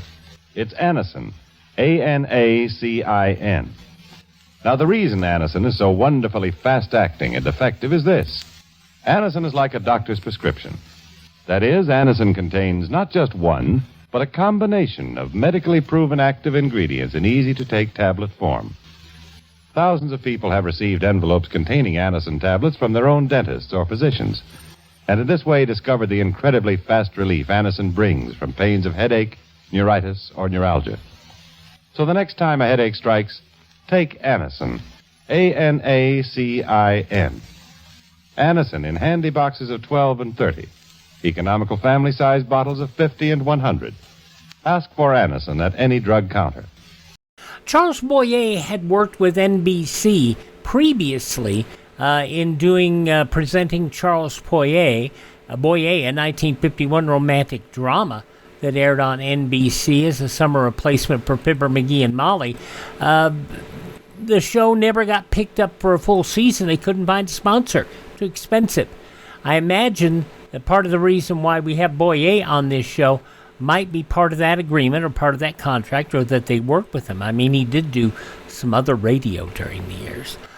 We are listening to the Screen Directors Playhouse production of The Ghost and Mrs Muir from 74 years ago, August 16, 1951, here on Classic Radio Theater with Wyatt Cox. Quick break, and we'll get right back to it.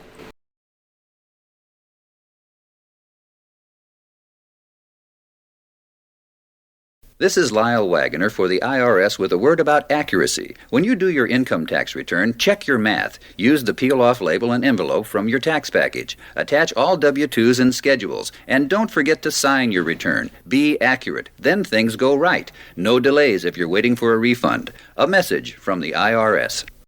Ironically, at the time this show aired, Lyle Wagoner was still in high school in Kirkwood, Missouri. He would, at the time this IRS announcement was made, that would be 1982, he had already finished playing with Linda Carter in Wonder Woman and was doing other acting in Hollywood. Interestingly enough, while he was working on Wonder Woman, he discovered the motorhome he was using during the production was rented from the studio. Well, Wagner ended up buying a fleet of motorhomes at $50,000 apiece, and he rented them out to Hollywood Productions for $400 to $500 a week, and he founded Star Wagons, a company that leased customized location trailers for use by the entertainment industry. And he also started ZO Studio Services, the rental arm of Star Wagons. I mean, he did those, he retired from full-time acting to go into that. That was interesting stuff. I didn't know that's all he had done. And he had gone off after Wonder Woman to do that. Of course, he had his wonderful appearances on the Carol Burnett show for a period of time. So let's roll on here as we get back to the Screen Directors Playhouse. And this from 74 years ago, August 16th, 1951. Now, here's the second act of the Screen Directors Playhouse presentation of The Ghost and Mrs Muir, starring Charles Boyer and Jane Wyatt.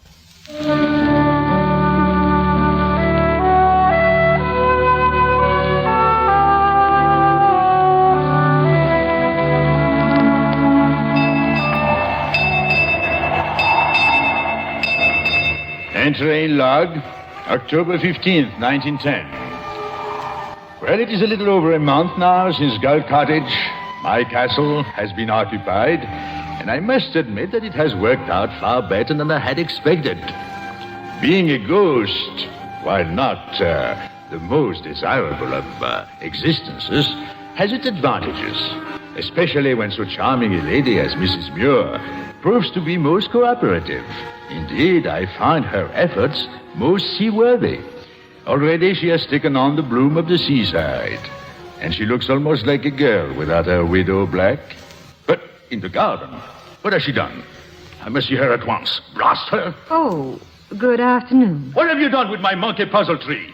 I expect it's chopped up for firewood by now. But, hang it all, madam, I planted that tree with my own two hands. Why? Well, because I wanted a monkey puzzle tree in my garden.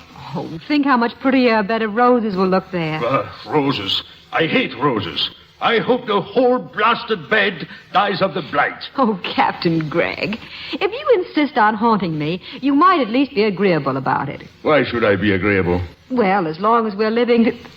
Huh? I mean, if we're going to be thrown together so much, life's too short to be forever barking at each other. Well, your life may be short, madam, but I have unlimited time at my disposal. There you go, arguing again. Try to say something pleasant for a change. Well, that's a pretty dress you have on. Thank you, sir. Much better than ugly black crepe. I happen to be wearing mourning for my husband. Whom you didn't love. Oh, how dare you say that? Because it's true. You were fond of him, perhaps, but you didn't love him. I suppose you're jealous because no one put on mourning for you. That shows how little you know about me. Some poor, misguided female, I suppose. 3 poor, misguided females, to be exact. Oh, I should think you'd be ashamed of it, instead of boasting about it. Why? They misguided themselves. I never raised a finger to help them. That's not what I've heard about sailors. Seaman, confound it. Sailor is a lover's word. Now tell me, why did you marry him? I don't really know. He was an architect. He came down to plan an addition to my father's library. I was only 17. I remember I just finished a novel in which the heroine was kissed in the rose garden and lived happily ever after. So when Edwin kissed me in the orchard... Yes. It was different once you'd left the orchard, eh? Yes. He didn't beat you, did he? Oh, no. Poor Edwin. He never did anything. I'm afraid he wasn't even a very good architect. He couldn't have designed a house like this. Who did? I did. It reminds me of something. An old song, a poem. Magic casements, opening on the foam of perilous seas, in fairylands forlorn. That's Keats, isn't it? The Nightingale. Oh, it's strange to find a sea captain quoting Keats. Why? Life is slow at sea. I had plenty of time for reading during the off watches. How romantic. Reading lyric poetry, up in the crow's nest, with the sheets bellying in the wind. Sails, blast it all, madam. A sheet is a line, a rope. Ropes can't belly. I don't know anything about the sea, except that it's romantic. That's what all landsmen think. Seamen know better. Then why do they go to sea? Because they haven't got sense enough to stay ashore. Heaven help the ordinary seaman. Were you ever one? For several years, while I learned my trade. It's hard to imagine you being an ordinary anything. Hey, you've got callers. Oh, dear. Who is it? My blasted mother-in-law and sister-in-law. Oh, quick, hide or go away or decompose or whatever it is you do. Oh, you mean dematerialize? Yes, quickly. Oh, no fear. They can't see me or hear me unless I choose that they should. Then please don't choose. I'll get rid of them. Why don't you let me? I've had plenty of practice. No, you leave them alone. Well, say the word and I'll killhole them. No, you're not to do anything. Well, Lucy? Talking to herself. Oh, my poor Lucy, you look so pale. And what a hideous painting. Why on earth don't you take it down? Because I like it, Eva. I'm very fond of it. Really, I am. Liar. Poor Lucy, we have such bad news for you. What news is this? Your gold mine, Lucy. It's petered out. Or whatever gold mines do. They've stopped paying dividends. It was in the Times this morning. Oh. Fast now. Don't make a scene in front of these swabs. I don't intend to make a scene. Of course you don't. Oh, you're a brave little girl, my little Lucy. Please. It should be perfectly obvious that with your income gone, there's only one course for you to follow, and that's to come home now with us. Cut them to trouble. We'll think of something. Eva, Mother, I'm sorry. It's very kind of you want me to come back, but I'm going to stay. I'll manage somehow. So please be good enough to shove off. Well, you're obviously insane, talking to yourself and everything, and I, for one, want nothing more to do with you. Come, Mother. Yes, come, Mother, while I kick you in the shins.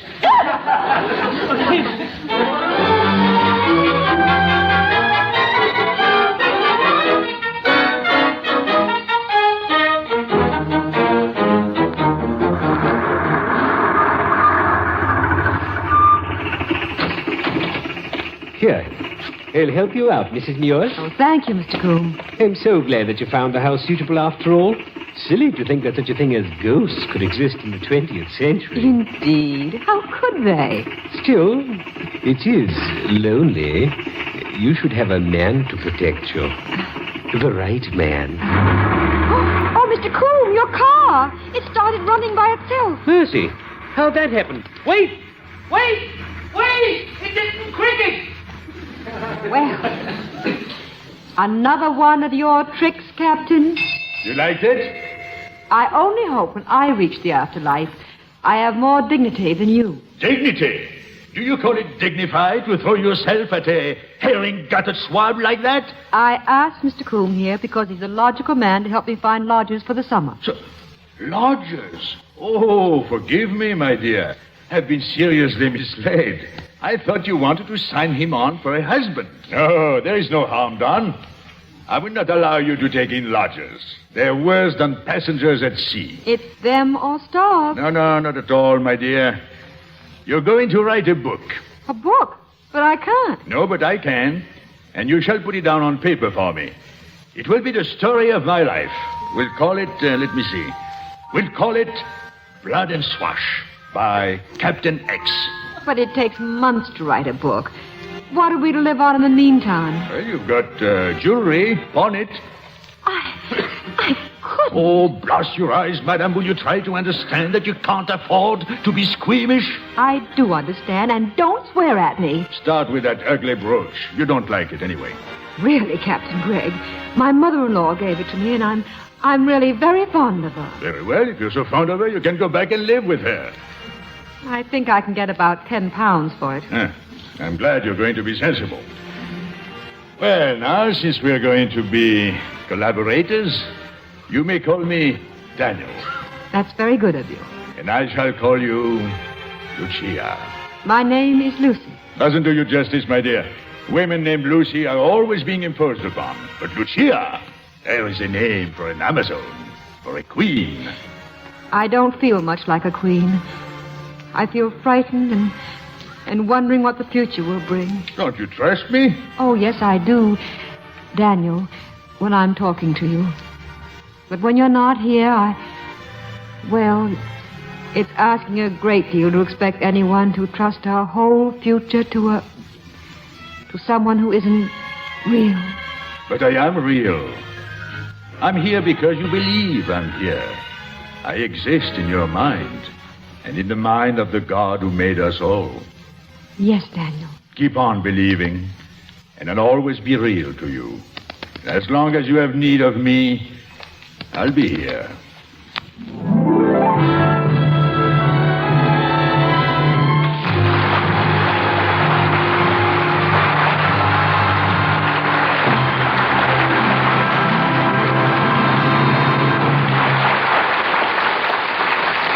Now, ladies and gentlemen, here's Perry Como for RCA Victor. Cara, cara, cara, bella, bella, bella baby.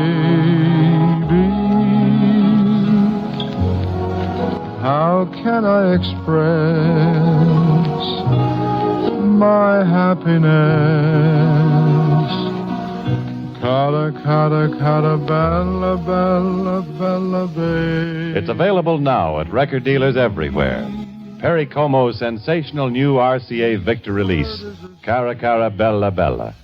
You'll want to own it, to hear it again and again, and listen to the smooth baritone voice of Perry Como as he sings the soft Italian lyrics of Cara Cara Bella Bella. It's a hit, and so is the flip side. Surprising. One record, two terrific new numbers back-to-back, sung by Perry Como, recorded by RCA Victor.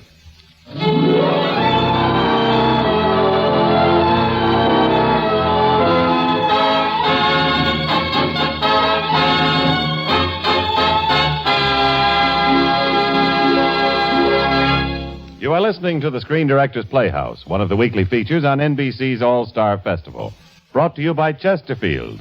Always milder, better tasting, cooler smoking. Plus, no unpleasant aftertaste. And that's the biggest plus in cigarette history. By the makers of Anacin for the fast relief from the pain of headache, neuritis, and neuralgia. And by RCA Victor, world leader in radio, first in recorded music, first in television.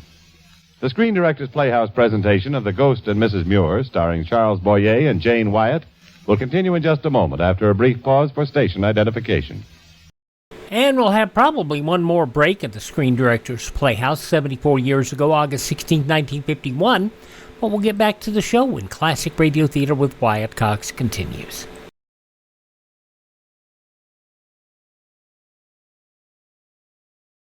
Hi, this is Mason Adams for the IRS. In case you didn't know it, there are some important income tax credits that you may be eligible for. There's the Earned Income Credit, Child and Dependent Care Credit, Credit for the Elderly, Political Contributions Credit, Residential Energy Credit, and what's more, you don't even have to itemize to claim these credits. It may pay you to look into this. Use the handy order form in your tax package for free IRS publications on tax credits. A message from the IRS. Oh, we remember Mason Adams. With a name like Smuckers, it's got to be good. He primarily did, up until the early 70s, did television commercials, voiceovers, and radio shows. And, of course, we've heard him on the one show, Grand Central Station, Miracle for Christmas, and a lot of other radio shows. But he didn't really get into television acting until the early 70s. Of course, he had that great run from 77 to 83 as managing editor Charlie Hume on Lou Grant, which is what was playing at the time this IRS PSA was aired. He was also in Omen 3, The Final Conflict in 1981, and FX.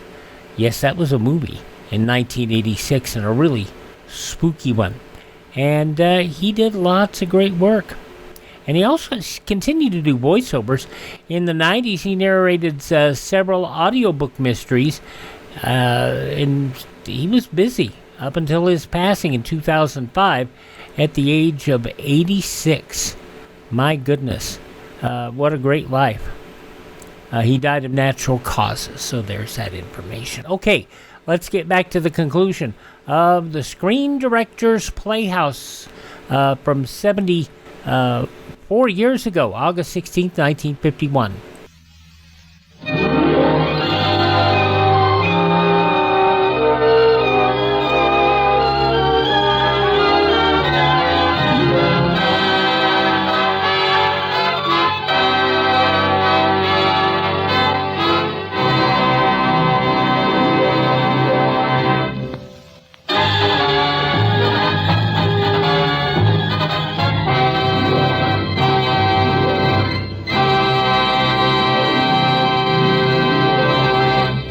This is the Screen Directors Playhouse. We continue transcribed with the third act of The Ghost and Mrs Muir, starring Charles Boyer and Jane Wyatt.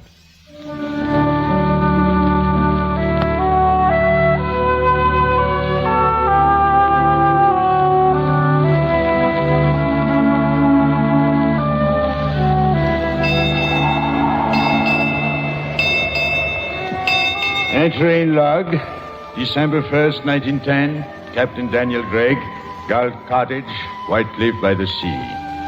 For 3 months now, I've been Lucia's steady companion, dictating my life story, guaranteed to be salty enough to keep old maids and young maids burning the midnight oil. Well, I can truthfully say I wish we were starting the book instead of finishing it. It's like sipping the last drop out of a bottle of rare vintage wine. This cannot be replaced.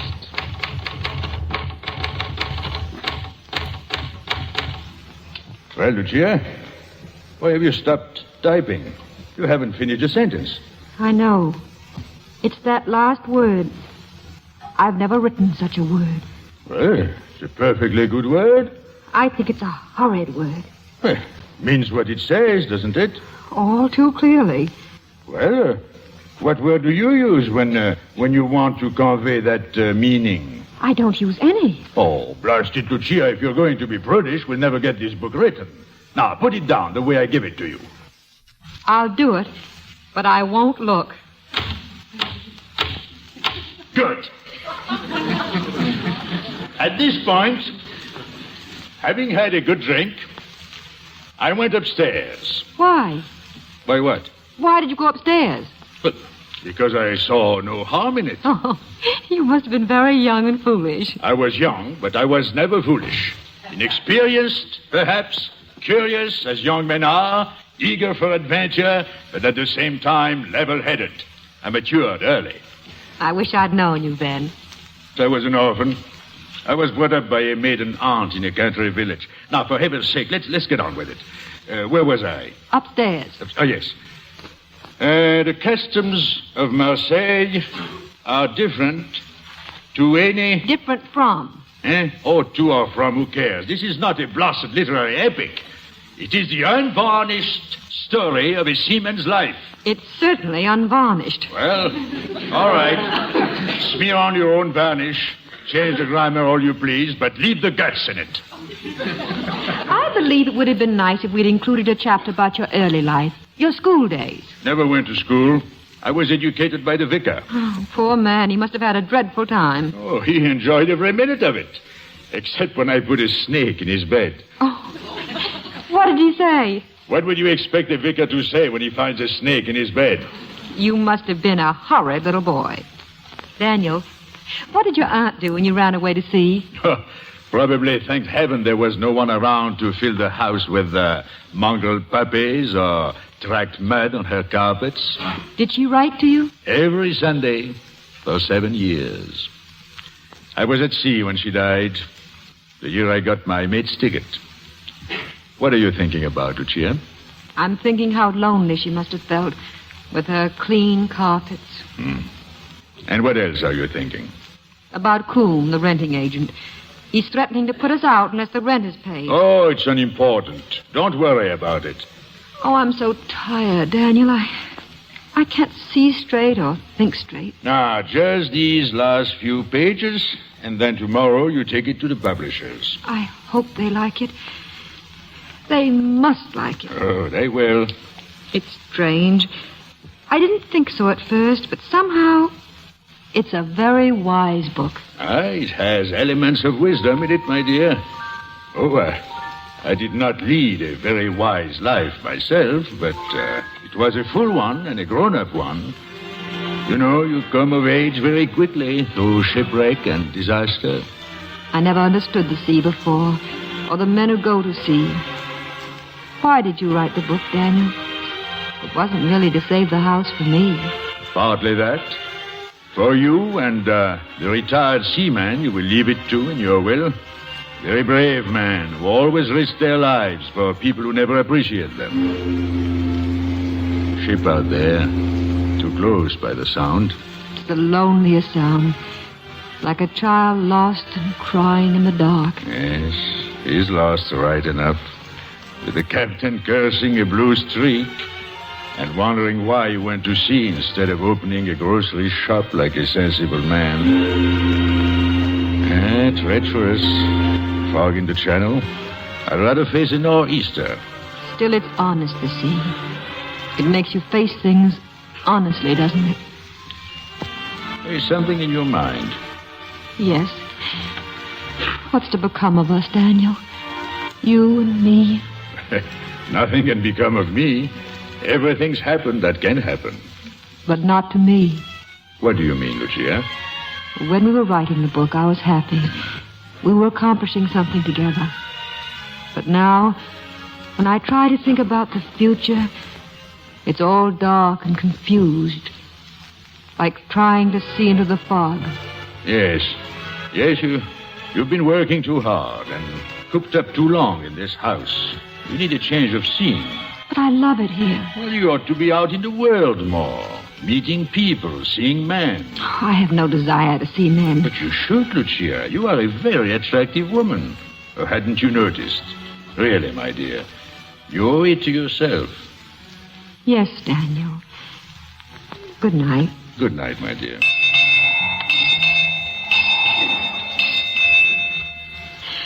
Oh, Daniel. I'm afraid we've gotten ourselves in an awful fix.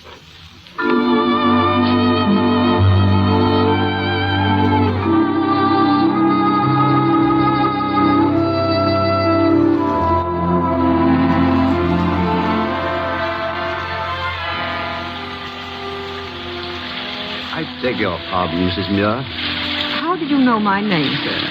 I was in Mr. Sproul's anteroom when you left. The publisher, you know. If you'll forgive me, my name is Miles Fairley.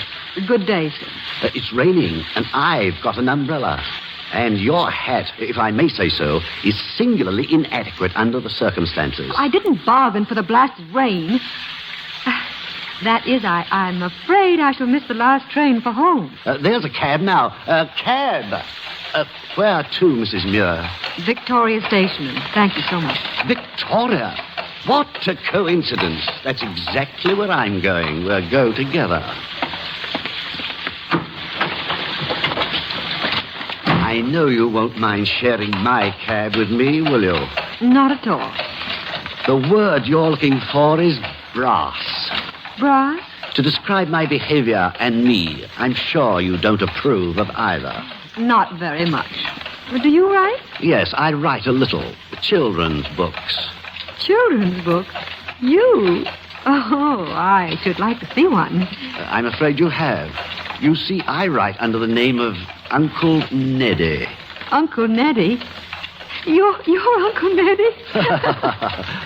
Ridiculous, isn't it? Why, you're adored by half the children in the world. Yes, but deep in my innermost heart, I loathe the little monsters. My daughter is not a little monster. And she'll be very excited to know I've been talking with our favorite author. I'll make an exception of your daughter and look forward to meeting her.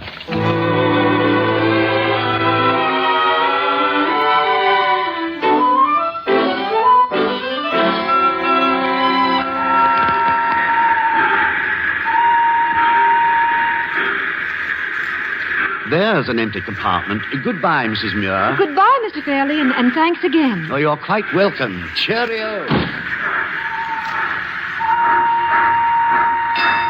Cheerio. Daniel. Oh, have you been eavesdropping? Brass, he says. I'll polish his brass for him. And the way he was smirking at you, like a cat, a fishmonger's. You should have slapped his face. Why? I found him rather charming. Oh, rather charming. Now you're beginning to talk like him. Well, how in blazes do you want me to talk? That's better. I think you're being extremely childish. I'm only trying to protect you from your own worst instincts. I'll manage my own instincts, thank you. Now, what made you lie to that idiot of a man? I didn't lie to him. You did? You know very well your daughter hates Uncle Neddy and reads nothing but Dead-Eye Dick. Well, I had to say something. Well, you should have pushed him out of the cab. In another minute, I would have. Daniel, I believe you're jealous. So, of course I'm not jealous. You take me for a blasted schoolboy? And besides, jealousy is a disease of the flesh. Well, I've never known you to be so disagreeable. Now, you stop sulking, or I'll leave the house to the Society for Decayed Gentlewomen. Oh, after your performance today, I believe you're capable of it. Daniel, you yourself said I should mix with people, that I should see men. I said man, not perfumed parlor snakes. He's a man, and a very nice one. Oh, and anyway, I'll never see him again. Oh, yes, you will. You're like all the rest of women. A fool for any man who'll promise you the moon and end up by taking everything you have to give.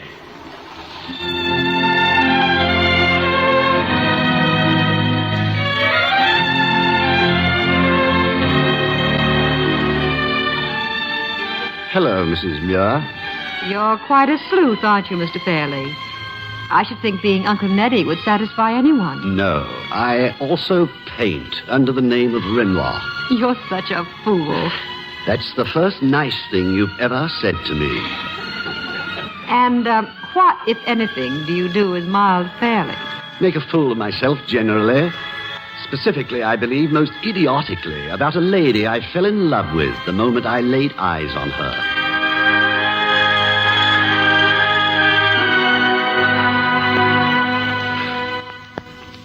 I'm in love with you, Lucy, and I want you to love me, too. I think you will. I'm not going away, even if you send me.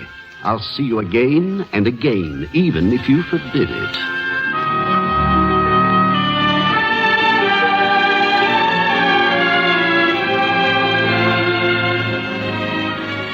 Happy, dear? I've never felt like this before, Miles. How? I don't know. Tell me.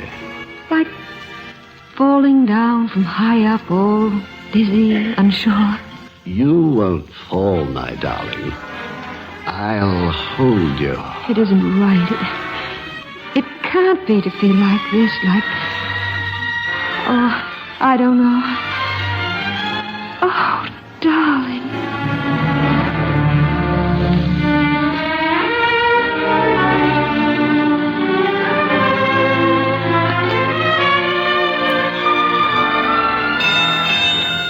Good afternoon, Daniel. So you kissed that scoundrel, Lucia? You've been spying on me? Oh, I merely happened to be cruising in the vicinity. I don't believe you. Did you enjoy it? It's none of your business. Oh, so you did. It's none of your business. Why did you let him? I didn't.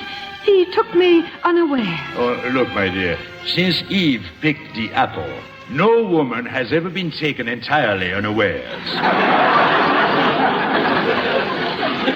What do you mean to insinuate by that? When a woman is kissed, it's because deep down she wants to be kissed. That is nothing but masculine conceit. Nevertheless, it's true. Now, what happens? Oh, he'll stay or he'll go away. It doesn't matter to me one way or the other. I think it matters to you more than you'll admit. Isn't that so, Lucia? Why bother to ask me, Daniel? You seem to know my mind better than I do. You don't like him, do you? And I won't like him. Simply because she doesn't like his books. Good enough reason to dislike anyone. Anna's a child with childish likes and dislikes. He puts brilliantine on his hair. Most men do. And he uses perfume. Last year drove me off the beach. You shouldn't have been on the beach in the first place. So you can find an excuse for everything. Only because you're attacking him, Daniel. Perfectly natural human reaction. I do wish you wouldn't be so superior just because you're not alive. Oh, and he is. Very much so. It's no crime to be alive. No, my dear, it isn't. But sometimes it's a great inconvenience. Only the living can be hurt. I don't intend to be hurt. Oh, no captain intends to pile his ship on a reef, but it happens. Be careful, Lucia. You yourself said I should go about in the world. That means taking risks. I know, my dear. Real happiness is worth almost any risk. But there may be breakers ahead. Be careful. Daniel, I've never lied to you. I rather think Miles is going to propose to me. Ask me to marry him. Oh? And, you'd be willing to? I might.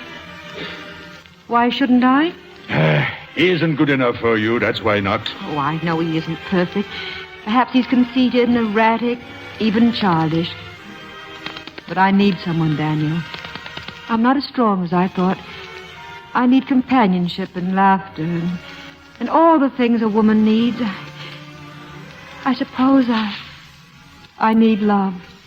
Well, then, I hope he can give it to you. Thank you, Daniel.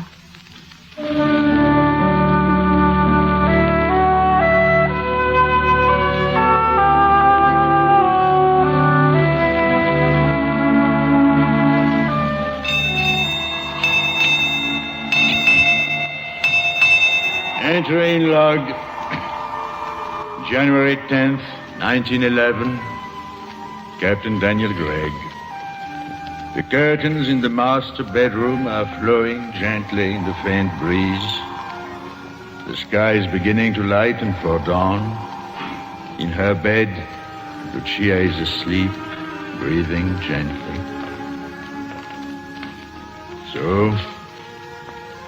So you've made your choice, Lucia. The only choice you could make. You've chosen life with all its sorrows, hurts, and heartbreaks. And that's as it should be, whatever the reckoning. And that's why I'm going away, my dear. There's no longer a place for me in your life, and there can never be again. I can't help you now. I can only confuse you more and destroy whatever chance you have left for happiness. Now listen, my dear. You've been dreaming. Yes, dreaming of a sea captain who haunted this house, of talks you had with him, even a book you wrote together. But you wrote the book, you and no one else. A book about a man you imagined from his house, his picture on the wall, his gear lying about in every room.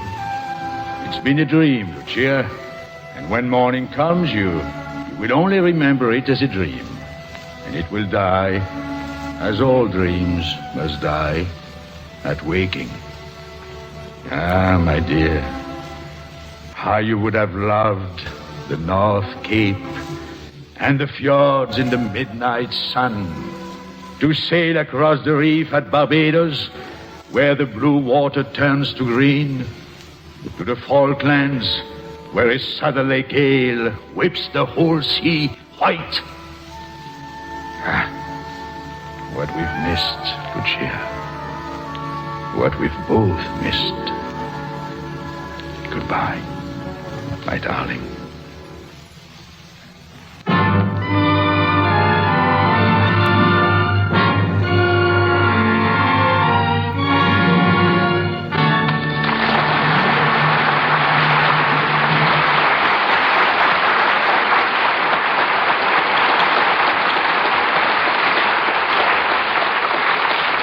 In 1 week, NBC and its affiliated stations broadcast thousands of different programs. News, music, drama, comedy.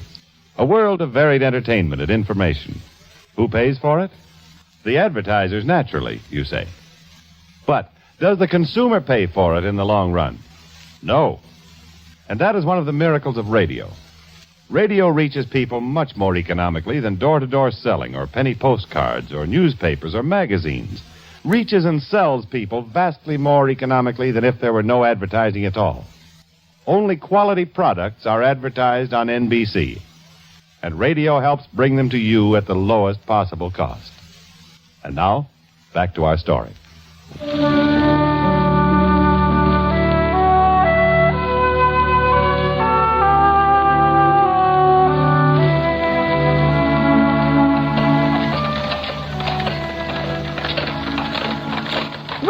Going, Mum? You'll see in a moment, Martha. Oh, by the way, I've been thinking we might put the picture of Captain Gregg up in the attic. Don't you like it anymore? Well, it was a silly idea to hang it in my bedroom. I don't know what possessed me. Atmosphere, I suppose. I fell in love with a ghost. A very wonderful ghost. Dreams are silly. So very silly. I don't know, Mum. Oh, well. Oh, driver, stop over here. Martha, wait out here for me. Where are you going, Mum? To surprise Miles. Visit his bachelor quarters for the first time. Won't he be shocked?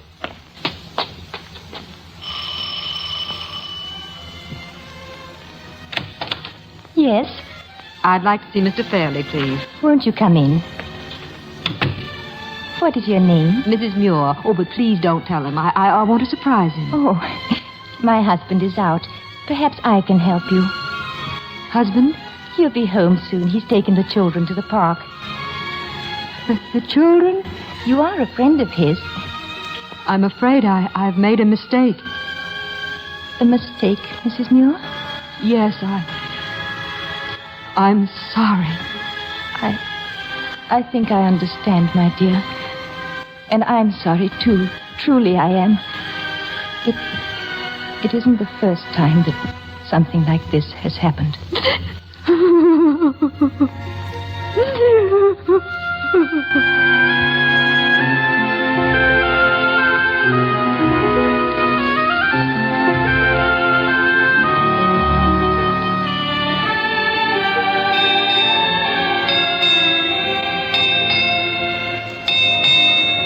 Entering log. The year. There are no years in eternity. Still, from my vantage point of forevermore, I can watch Lucia. And though I am no longer mortal, I can feel mortal pain because she has run adrift in earthly time. I've seen her disappointments, her loneliness, and oh, so many times I've wanted to comfort her as she reached out her hands to capture a lost dream. But there has been joy, too. Anna, her daughter, now 22, and as beautiful as her mother, and engaged to be married. Wait till you hear, Mommy. I've discussed it with Bill, and you're to come and live with us. Oh. You and Martha. No, darling. Oh, but you must. You've been alone so much of your life. Oh, you're very kind, but, well, it's hard to explain. Solitude isn't a matter of company. It's a matter of the spirit. Besides, I love this house, and I've been very happy here, and I shall live here till I die. With Captain Gregg? Well, what did you say? With the ghost of Captain Gregg. Anna, what are you talking about? Oh, I knew the captain very well. When I was a little girl the first year we lived here, we used to have the most wonderful talks. You didn't? Don't tell me you saw him, too. Oh, no. Not for years. Then you did. Mommy, you don't suppose he really haunted us? Oh, no, darling. Things like that can't happen. It was only a dream. I can't remember very well. Just bits and pieces. A phrase here and there, a look. And I think I dreamed most of my book, Blood and Swash. I must have. I couldn't have thought of it. All these years I've tried to remember, and I can't. You know what I think. I think you fell in love with him, too. Oh, I did nothing of the sort. I wouldn't blame you if you had. Mummy, perhaps he really did exist, the captain. Perhaps he did come back and talk to us. No, darling, he never existed. We just made him up, you and I. I just wasn't intended to have that kind of happiness. And I haven't missed it. Really, I haven't. Oh, I've been lonely at times, but there've been compensations. This house, the sea, and the gulls. And memories. I have those, you know. Even if it was a dream.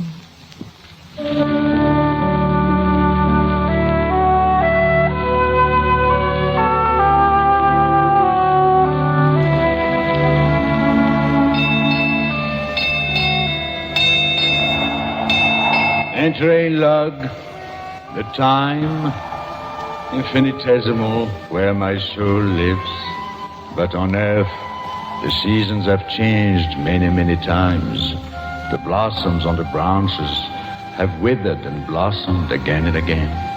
The snows have fallen to the brown earth. Cruel winds have changed into soft summer breezes, time and time again. Standing here on the vast ship Eternity, I have watched Lucia grow old. She has weathered her storms gracefully. I've been proud of her, as a captain is of his lady. Oh, Lucia, soon.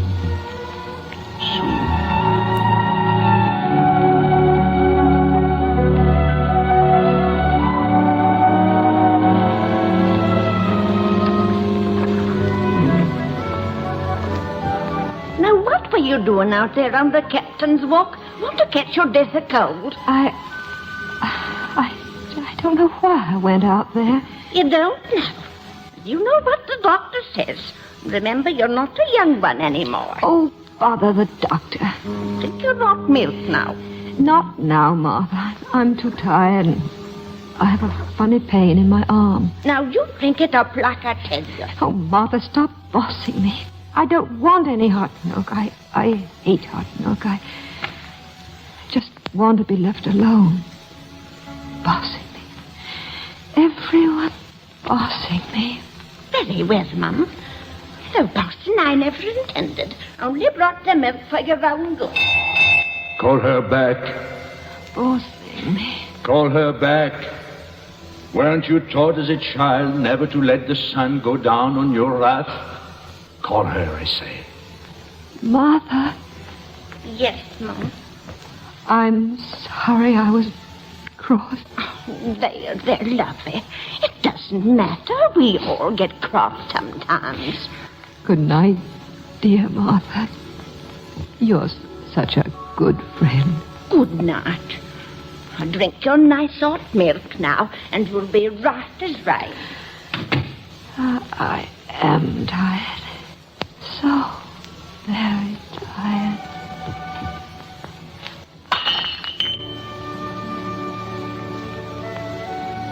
And now you'll never be tired again. Come, Lucia. Come, my dear. Daniel. Oh, Daniel. I've missed you so, Lucia.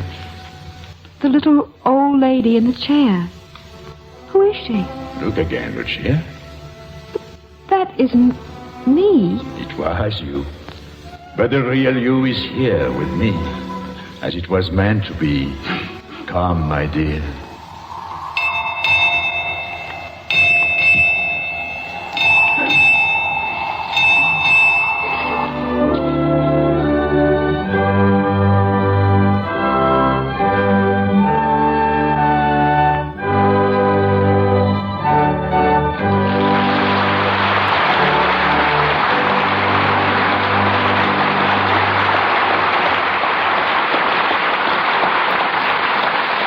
Thank you, Charles Boyer and Jane Wyatt, for a charming performance. Our stars will return in just a moment. You know, the human voice is a marvelous instrument. Words on paper, cold words, have only as much color, as much power, as the individual reader gets out of them. But take these same words and have them spoken. Put them in the mouth of a Winston Churchill, and they come rumbling and roaring to life. Yes, whether you're selling ideas or products, people sell better than paper. Advertisers realize this. It's why they pay the price of 30 minutes on a radio network for the privilege of speaking to you for a total of only 3 minutes about their products. And because the advertiser benefits through the privilege of speaking to you in your own home, you benefit by the hundreds of hours of top-flight entertainment each week on radio. Next week, the Screen Directors Playhouse presents another great performance. Our adaptation will be The Velvet Touch, and our star is Rosalind Russell. The following week, we will present Mother Was a Freshman, starring Loretta Young and William Lundigan.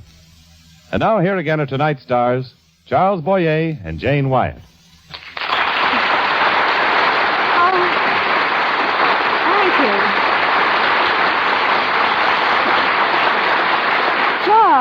Charles, would you do the honors, please? Gladly, Jane. An excellent definition of a genius is one who does easily and well what others cannot do at all. In this category, by public acclaim, we must place Joseph Mankiewicz, the gentleman who directed Ghost and Mrs Muir. How right you are, Charles. Not only is he a great director, but he's equally as fine a writer and producer. And for these outstanding achievements, he's been awarded the highest honors the motion picture industry can bestow. 5 Academy Awards. Although Mr. Mankiewicz cannot be with us tonight, I should like to ask that all of you join Jane and myself in applauding him.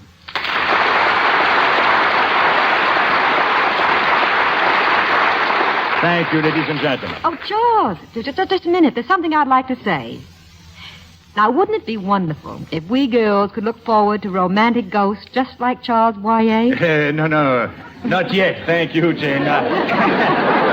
If you don't mind, I prefer being just live Charles Boyer and enjoying this beautiful and wonderful country. Good night, everyone. Good night.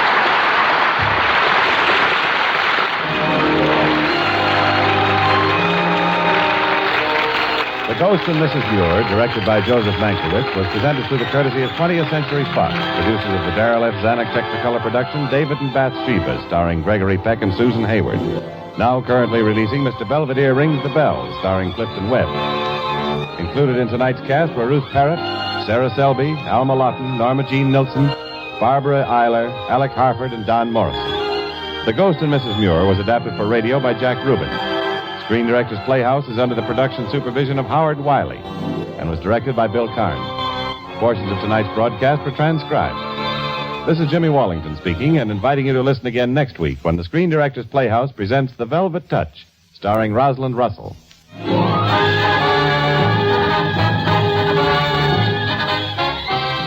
Monday through Friday, hear The Woman in My House on NBC. 74 years ago, August 16, 1951, The Ghost and Mrs Muir, here on Classic Radio Theater with Wyatt Cox. Up next, we'll check in with The Couple Next Door.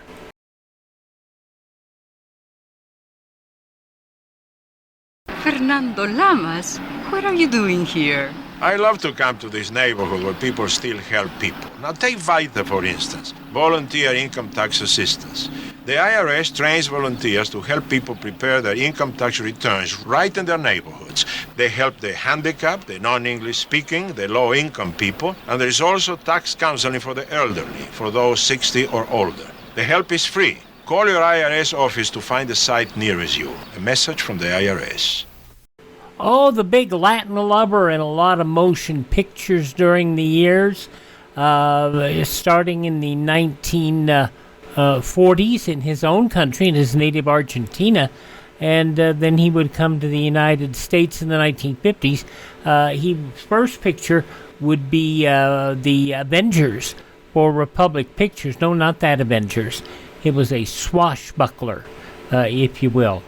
But he did a lot of that, and then he did a number of television shows as well, but primarily feature films.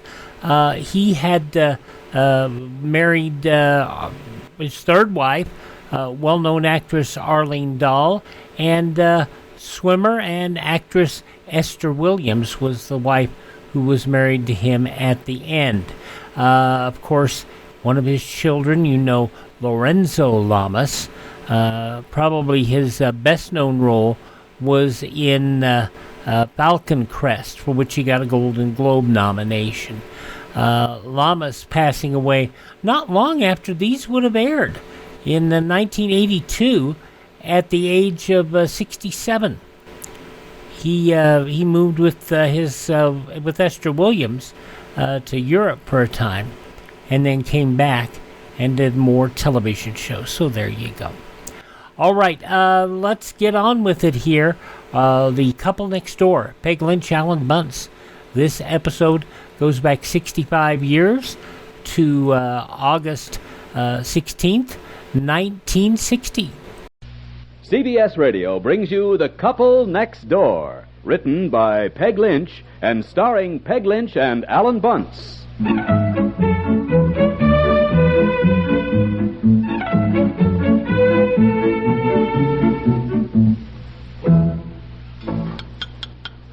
Well, can't sit here all day. I guess I better get to work. It's going to be another hot day, too. Look at the thermometer already. Yeah, I know. Oh, hate to go to work. One nice thing about living out here by the lake, you can always put your suit on and go in for a swim and cool off, huh? Yes, I must say it's really nice. But I don't do it. Don't do what? Don't go for a swim? I don't Why? know. What do you mean? Well, that's what I thought I'd do, when we build out here. But by the time I change into my suit and I get down to the beach, I've got Bobby to look after, so I don't dare swim out too far. And you have to get out a fair distance before it's really deep enough to swim, you know. I know. That's what we liked about it. You go in so gradually, It's nicer for the children. Well, safer. I know, but I don't get much swimming in. And then I get back up to the house here, and I dry off, and I get dressed again, and hang the suits up, and then I run around looking for all the wet towels to hang up for Betsy and all her friends who come to swim. Now, look, you ought to have Bobby a rule. changed. The kids ought to hang up their own suits and towels. Well, Betsy does, dear, but there's always one wet towel I find in the middle of the floor somewhere. Well, I don't know. You're I not just tough enough. That's what's the matter with you. well, It's true, honey. I've always and said that. sand all over, Yeah, you know. sure. Well, you should make it a rule. If they want to come here to go swimming, they have to hang up their towels or they can't come again. That's all. Just do that. Look, I got to run along. I'll see you this afternoon, huh? Make everything sound so simple. Yeah, Well. here, don't forget Betsy's letter. Now, she wants you to mail it. Oh, Betsy's letter? Who's she writing to? Bunny. Remember, dear? Oh, Her yeah. counselor at Boy, camp. I Bunny. heard nothing but Bunny this and Bunny that. Apparently, Bunny is the most wonderful creature she ever met. There is nothing that Bunny can't do and do better than anybody else in the world. Yeah, I know. Oh, well, a little hero worship. Betsy's just at the right age for that, Well, I wouldn't mind, but Betsy didn't even write to us all the time she was gone. Even though I had the cards addressed and stamped, But she's written letters to this Bunny and even pays me 4 cents for the stamps. All right. Give me the letter. I'll mail it. Now, look, when I get home this afternoon, I'll watch Bobby. You can have yourself a good swim, huh?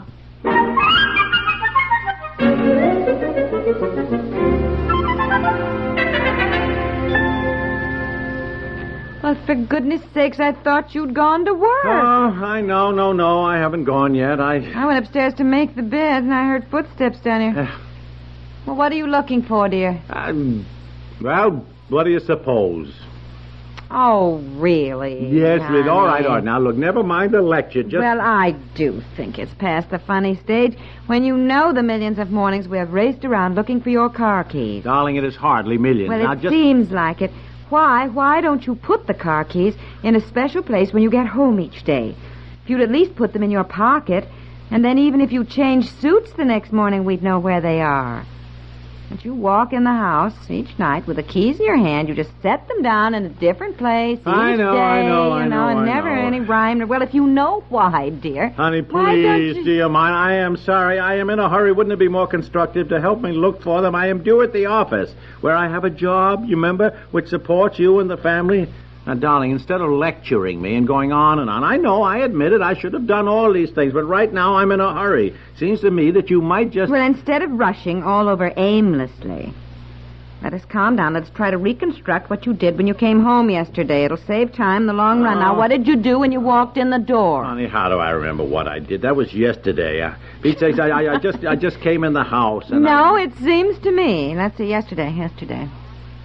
What was yesterday? It seems to me I was sitting on the porch with Bobby, and you came in and flopped down. You probably flung the keys on the porch table.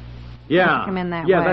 that's right. Well, all right, come on, let's look on the porch table. Well, they won't be on the table, dear. I cleared it off for dinner last night. That means you must have picked them up. All right, what did you do with them? I love that. Now it's all my fault. Well, darling, I mean, you had them last Well, night. now, Come wait a on. minute. Let me think. I may have put them in the windowsill in the kitchen. It's where I generally put them when I bring... Oh, yes. Here they are. There Here you see, my golly. No wonder I can never find them. Here you are scolding me, and you're the one who took them. Oh, go to work. I'll see you tonight.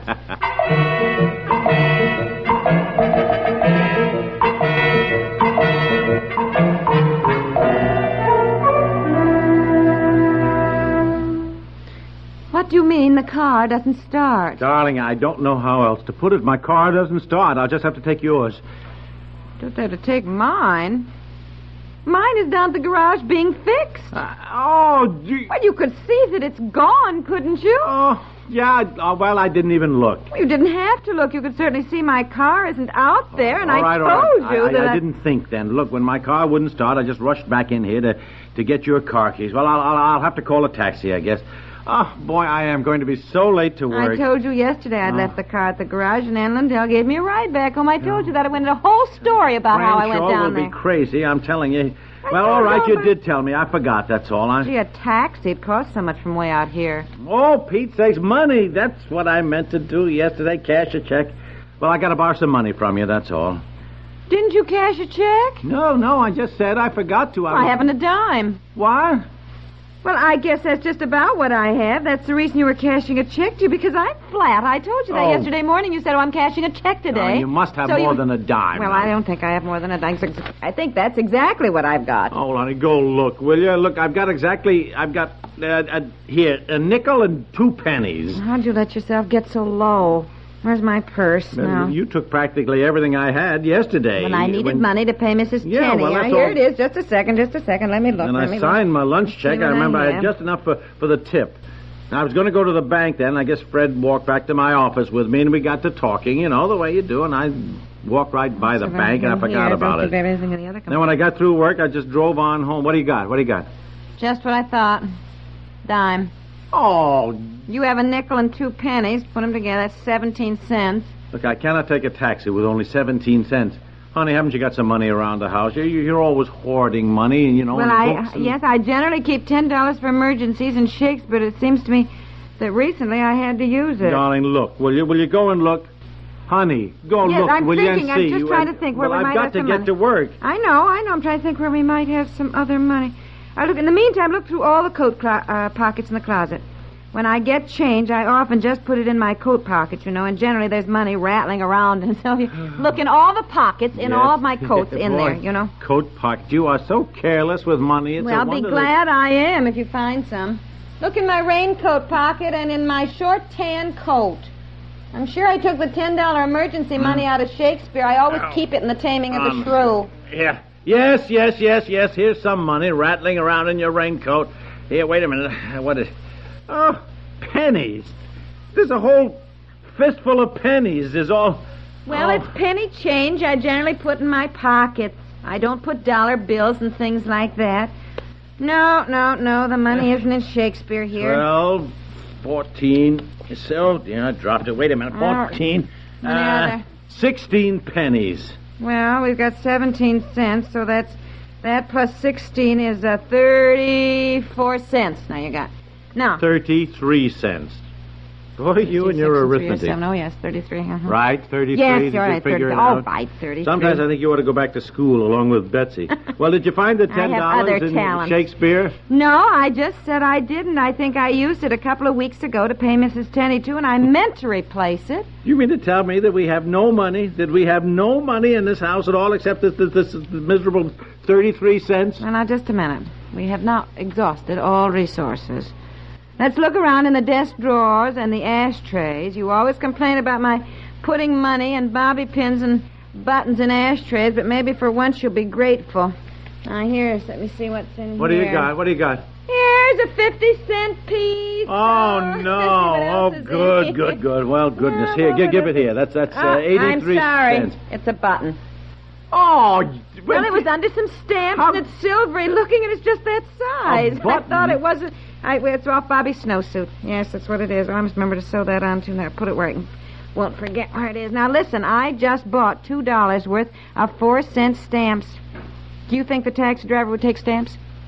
No, I do not. I do Well, not. And you I could am ask not going... him. No, I'm not going to ask him. Can't you take the taxi to work and then ask him to wait while you go up to the office and borrow from somebody or go to the bank? The bank isn't open at this hour. Taxi can't double park at the office. He Why?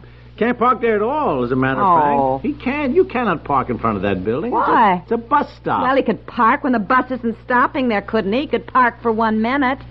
Darling, by the time I took the elevator up to the office, borrowed money, that'll take some time, and got back down in the elevator, that taxi driver would have a ticket. I'd have to pay for that.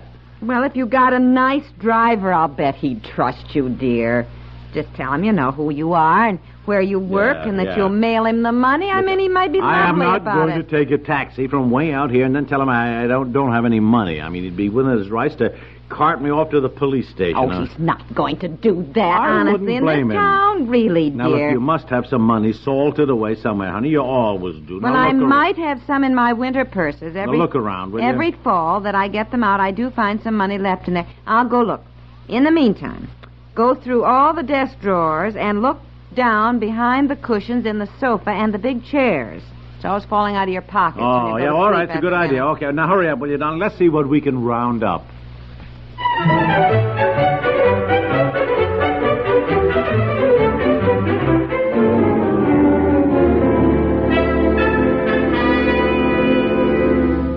Oh, honestly, I haven't used this purse for years. I thought I'd thrown it out in here. I found this quarter.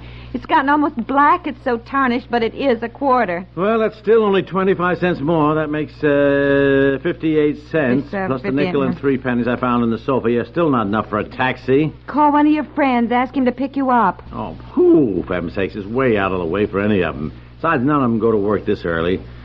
Tell you, we should never have moved out here. That was the mistake, without any bus service. At breakfast, you were saying how nice it was. We did move way out here by the lake. Oh, boy, this is great. This is just great. No car, no money. You know, I'll have to walk a mile around the lake, another mile to Walnut Street to the bus stop. Oh, I don't think it's quite that far, dear. Darn near. No, I don't think. Well, do you want to take Betsy's bicycle?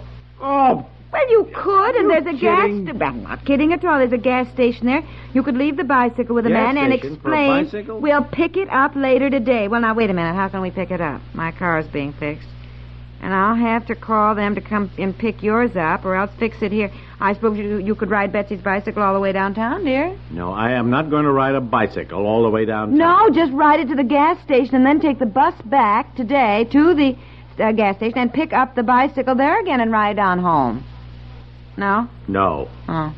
Look, it's a girl's bike. Well, so what? Really? Isn't it better than walking all the way? Who's going to notice it's a girl's bike or a boy's bike, really? Tell you, do now, have look, the how silliest- could we have allowed ourselves not to have any money in this house? Any money at all in this house? Now, wait a minute. Wait a minute. I What? just got another brilliant inspiration. Come here with me. Come on. What? Look in the bookcase. Look for Alice in Wonderland. Hurry up. Look in the Alice? back of the books. Alice Look in back. Wonderland? Yes, in the back here and see if there's something tucked. Yes, pull out the books in the second row and look in back. She hides it. Yes, here it is. Yes, Who hides what? Betsy? Yes, here. Wait a minute. What? Look at the dollar bill. Heaven's sakes, where in Sam Hill did Betsy get all that money? She saves her allowance, gets it changed into dollar bills, and hoards it. I tell you, she is the tightest thing in the world. It kills her to spend a nickel. Now, be sure and get a check cash so we can replace it. I'll have to tell her you borrowed it. I'm sure she checks each day to make sure it's still here. Some that Aunt Effie sent her, you know, and then for her 14 birthday. $1 bills. Boy, that's the modern-day child for you. More money than her parents. Yes.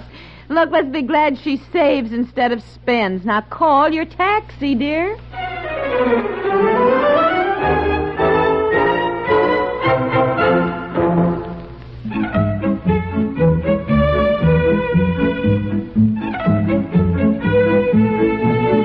The Couple Next Door stars Peg Lynch and Alan Bunce.